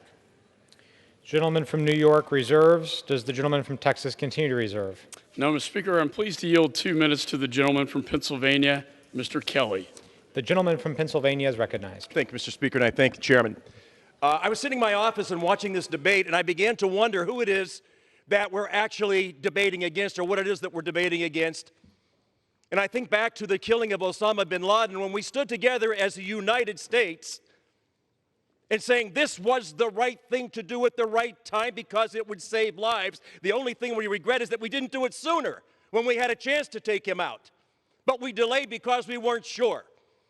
I've gone back and read what President Obama said, and he says, I made this decision on my own. Yet today we stand in the people's house, and we're worried more about the loss of an election in 2020 than the loss of American lives and the continued loss of lives around the world by one of the worst terrorists of all time. And we sit here and try to pretend this charade is what we're really concerned about, is giving too much power to this president. This is a president who acts boldly. This is a president who carried out a strike that was so precise, so strategic, nothing else was hurt except the car in which that terrorist was riding in. And yet we sit here today and say, our problem in America isn't terrorists around the world. Our problem is in America is we have a president who's too damn strong. The rest of the world knows today that our enemies certainly do fear us because they know there's a deterrent in the White House. And our friends and allies know that America will always be there. We'll always be there if we say we're going to be there, and we will always stand up for the values that this country has always stood for. To have this debate tonight, and this resolution is not about securing America or making America safer. This is about taking powers away from the President of the United States. And we can call this anything we want to say, not just this president, but any president in the future. My God, are you kidding me? Are you kidding me? This, the people's house, and our biggest responsibility is protecting our American citizens. And we're having this debate tonight. Please do not tell me this is about taking away the authorization for military force. This is about taking away powers from the most strong president we've had. Thank you, and I yield back. The gentleman from Texas reserves. The gentleman from New York is recognized. You know, again, I think it would be helpful if people's motives or patriotism wasn't questioned. I now yield 2 minutes to the gentleman from Illinois, Mr. Schneider. Gentleman from Illinois is recognized. Thank you, Mr. Speaker. I rise today in strong support of the War Powers Resolution introduced by my colleague from Michigan, Congresswoman Alyssa Slotkin. Soleimani was an evil man, a terrorist, a war criminal. No one should mourn his demise. But that doesn't change the question of who has the authority to take our nation into war. It is Congress, and only Congress, that is endowed with the most solemn duty to decide if, when, and where to commit our nation to war. At the same time, as Commander-in-Chief, it is incumbent upon our President to ensure that the fine men and women who serve in our military are only sent into harm's way after careful deliberation and tasked with missions that protect and further America's interests and reflect the values and high moral standing of our nation. Our country's founders, in their foresight, provided us a robust and resilient constitutional republic and representative government. They wisely understood that taking a nation to war should not be a unilateral decision by a single person, but a considered decision by the people's elected representatives. This administration does not have congressional authorization for use of military force or a declaration of war against Iran. Ultimately, any sustained action against Iran requires congressional approval. Today's resolution reflects the intentions of our founders. It makes clear the President must seek authorization from Congress for any extended military engagement with Iran without restricting his ability to protect the nation from imminent threat. I have the honor of representing Naval Station Great Lakes, where every enlisted sailor receives his or her basic training. I am the proud father of a son serving in our Navy. We owe it to these Americans, each one a volunteer answering the call to serve our country, to protect this Constitution, and live up to the expectations of our founders. The American people do not want an unnecessary war with Iran. Today's resolution prevents President Trump from unilaterally or impulsively starting one. I urge my colleagues to vote yes. I yield back. Gentleman from New York reserves. The gentleman from Texas is recognized. Thank you, Mr. Speaker. I'm pleased to yield 1 minute to the gentleman from Wisconsin, a man who served on the battlefield in Iraq. Gentleman from Wisconsin is recognized. Thank you, Mr. Chairman. It takes a lot to get me to come down to these things, but I have been deeply troubled by some of the rhetoric I've been hearing about this. In fact, I was deeply troubled after yesterday when my colleagues, many of them left a classified briefing only to immediately and recklessly trash the quality of intelligence they received, and in some cases suggest there was no imminent threat from Soleimani. To suggest that would require you to ignore the death of Americans recently in Iraq, as well as ignore the history of Soleimani's campaign of terror across the Middle East. And we learned this weekend, while this body was still in recess, and before anyone had reviewed any of the classified information, that it was the intention of my colleagues on the other side of the aisle to introduce this flawed War Powers resolution without having even seen any of the underlying intelligence. This suggests that this is not a serious effort. Additional 30 seconds. Gentleman may continue. This is not a serious effort. This is a political effort that will have the practical effect only of undermining our military deterrent in the Middle East, which for the first time in a long time is actually stronger.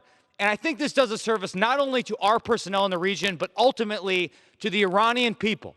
And what the Iranian regime fears more than anything else, more than the American military and the President of the United States, is its own people. And that is the reason Soleimani's death squads have gunned down Iranian civilians in the streets. And we look forward to the day when the Iranian people can be free of their evil, barbarous, reckless regime. And I applaud the administration's actions. Gentleman from Texas reserves. The gentleman from New York is recognized. May I inquire how much time I have? It has 4 minutes remaining. 4 minutes. I yield 1 minute to the gentleman from Colorado, Mr. Crow. Gentleman from Colorado is recognized. Mr. Speaker, our founders vested in Congress the solemn responsibility of sending our sons and daughters to war. I have often heard folks say that now is not the time to discuss the use of force or decision to send our men and women to fight. I heard that in 2003 when I was carrying a rifle in Baghdad. I heard it again in 2004 and 2005 when I was leading my unit through the mountains of Afghanistan. And I am hearing it again today in the halls of Congress. In the last 19 years, more than 7,000 Americans have given their lives in these conflicts. 53,000 have been wounded, and we have spent over $4 trillion of taxpayer money. Do not believe the fear-mongering. This resolution does nothing to prevent the President from protecting the nation against imminent threats. I have spent years fighting to keep Americans safe and will continue to do so. I may have laid down my rifle, but my oath to this country endures. I will fight to ensure that we are having a discussion about when to send our men and women, our sons and daughters, and our sisters and brothers into harm's way. It is time to have this debate. Mr. Speaker, I yield back. The gentleman from New York reserves. The gentleman from Texas is recognized. Mr. Speaker, at this point, I'm continue to reserve until the chairman is prepared to close. Gentleman from Texas reserves. Gentleman from New York is recognized.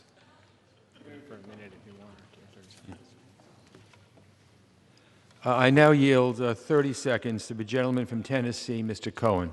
Gentleman from Tennessee is recognized. What did I say? 30 seconds. 1 minute, I think. We'll start talking. I'll give you a hand. Thank you, sir. I rise today to condemn the President's most recent reckless actions. The killing of General Soleimani was a provocation to war that made Americans less safe for years and maybe decades to come. The President has put his own ego over the strategic interest and safety of Americans. What he has accomplished with these actions is to make Soleimani a martyr for a generation of militant Middle Eastern foes that we have. It has united the Iranian people not against their government, but against us. It is the responsibility of the President. Gentleman, additional 30 seconds. The gentleman may continue. It's the responsibility of the President and Congress to keep us safe. And the Founding Fathers knew that the collective wisdom of the people's representatives was better at doing that than one person. I just visited the SCIF, and there is still not any report on any imminent danger claim that might have been made. The American people and Congress deserve to know what the threat allegedly was, given the inevitability of Iranian retaliation. The two greatest powers Congress has is impeachment and declarations of war. We are here today on both of those issues because of a reckless, lawless, and impetuous President. I yield back the balance of my time. Gentleman from New York reserves. Members are reminded to refrain from engaging in personalities toward the President. Does the gentleman from Texas continue to reserve? The gentleman from New York is recognized.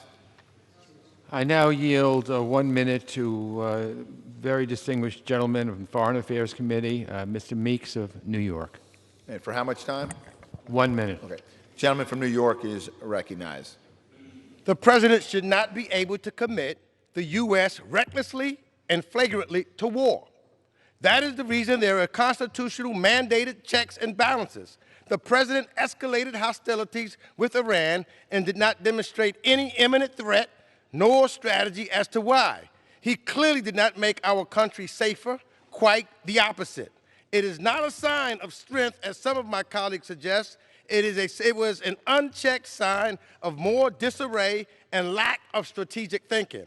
We have seen what happens when we don't have a plan for what comes next, when we take out a bad actor without thinking through long-term consequences. We have lost too much blood and tears and treasure to ever allow that to happen again. I support and employ my colleagues to support this resolution for the sake and the state of future generations. I love this country. This is the greatest country in the world because we have checks and balances. I yield back. The gentleman from Texas is recognized.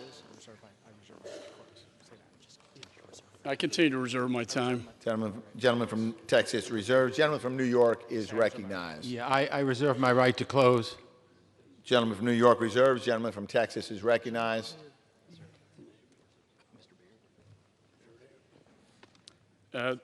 Speaker, I now recognize Mr. Berde. For 30 seconds. Gentleman from West Virginia is recognized. Indiana is recognized.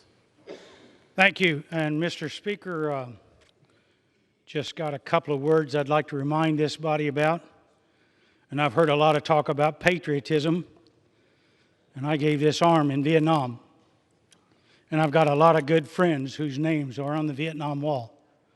So don't talk to me about patriotism and how much I love this country when we're standing here debating an issue that we all know is not going anywhere.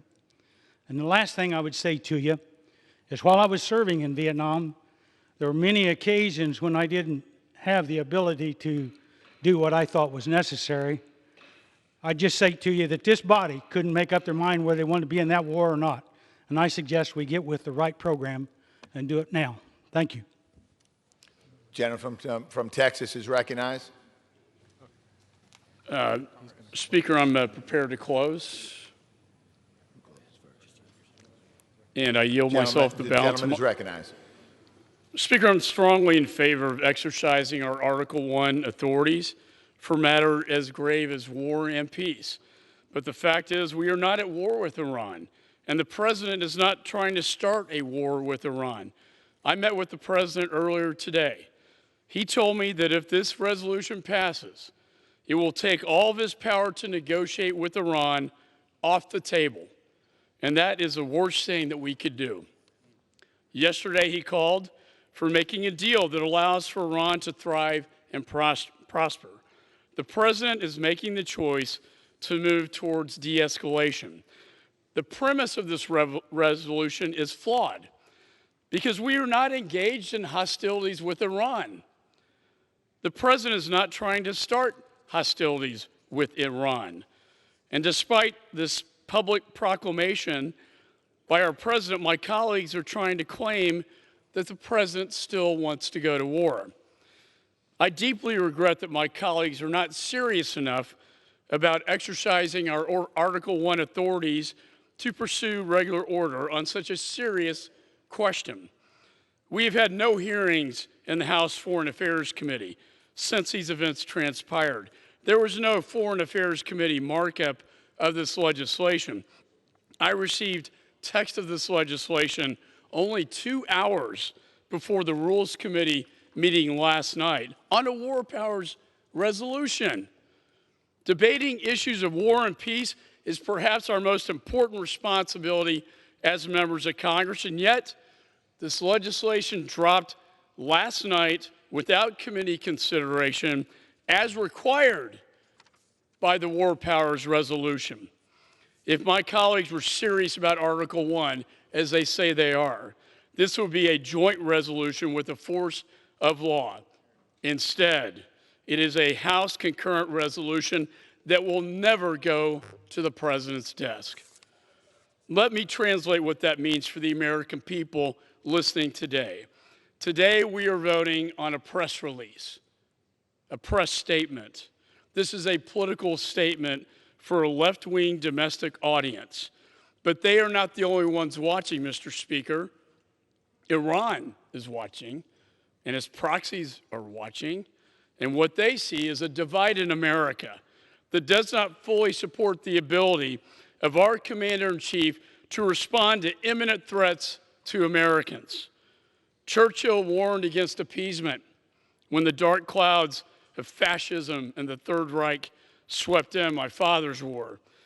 Weakness invites aggression, he said. And as President Reagan said, peace through strength. I believe in these ideals and these axioms. And last May it was reported that Soleimani met with Iraqi militias in Baghdad and told them to, quote, prepare the proxies for war. Prepare for the proxy war. Without last week's strike, Soleimani would still be waging that proxy war, a war that he was escalating. An American was killed less than 2 weeks ago, and 4 American soldiers were injured. And our embassy in Baghdad was attacked under Soleimani's orders. What more do we need? What more evidence do we need? And let's Talk about the fact he's a designated terrorist under the Obama administration. Importantly, the president told me today that Soleimani was planning to blow up our embassy. I need no further proof or evidence than that, or intelligence than that from the President of the United States. And what if the president had not acted? Let's assume that. What if the president had, and by the way, some on the other side of the aisle were criticizing him for not responding after our embassy was attacked. What if he did not act? What if Soleimani made it back to Tehran to meet with the Ayatollah, to give the green light to carry out the plot to attack our soldiers and diplomats in Iraq? What if the Americans were killed? What if they killed our soldiers and diplomats? What if they successfully stormed our American embassy and held our Marines and diplomats hostage like they did in 1979 when this whole reign of terror started with Jimmy Carter in the White House?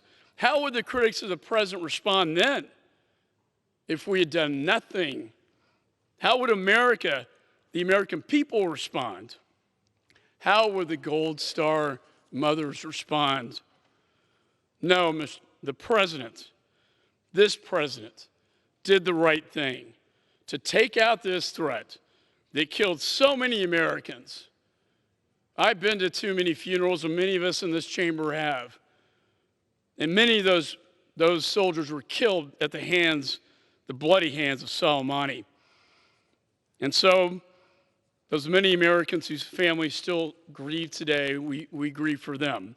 And since 1979, Iran has presided over a reign of terror in the region, and for over 2 decades, Soleimani has been the mastermind of terror, and the world is safer today without him. And let me just conclude by saying, now is not the time. Now is not the time to divide this nation and play into the propaganda of Iran. Now is the time not to tie our commander-in-chief's hands. Now is the time to support our men and women in uniform.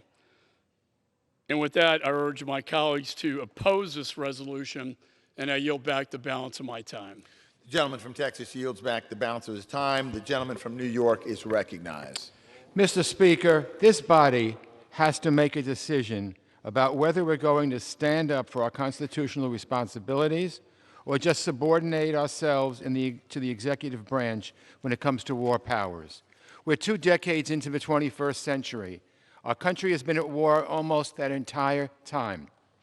Not a day goes by that I don't wish we could have some of those decisions back, especially because we see those measures we passed in 2001 and 2002 are still being used to justify sending American men and women into harm's way. We could stand here all day and say, well, your side let this happen when you were in charge, or you didn't say anything when this president did that. I don't disagree. It's been a collective failure on the part of this body that we've given away our authority on war powers, that we haven't done enough to grapple with the issue. Well, I hope today will not be the end of our efforts to make progress on debating Congress's war powers. If the president thinks he needs to use military force, he needs to come to Congress and make the case and let us vote on it. I urge my friends on both sides of the aisle, support this resolution. This is the beginning of Congress taking back its authority. Thank you. The gentleman from New York yields back the balance of his time. All time for debate has expired. Pursuant to House Rule 781, the previous question is ordered on the concurrent resolution as amended. The question is on adoption of the concurrent resolution. Those in favor say aye. Aye. Those opposed, no. No. The ayes have it. The concurrent resolution is agreed to. Okay.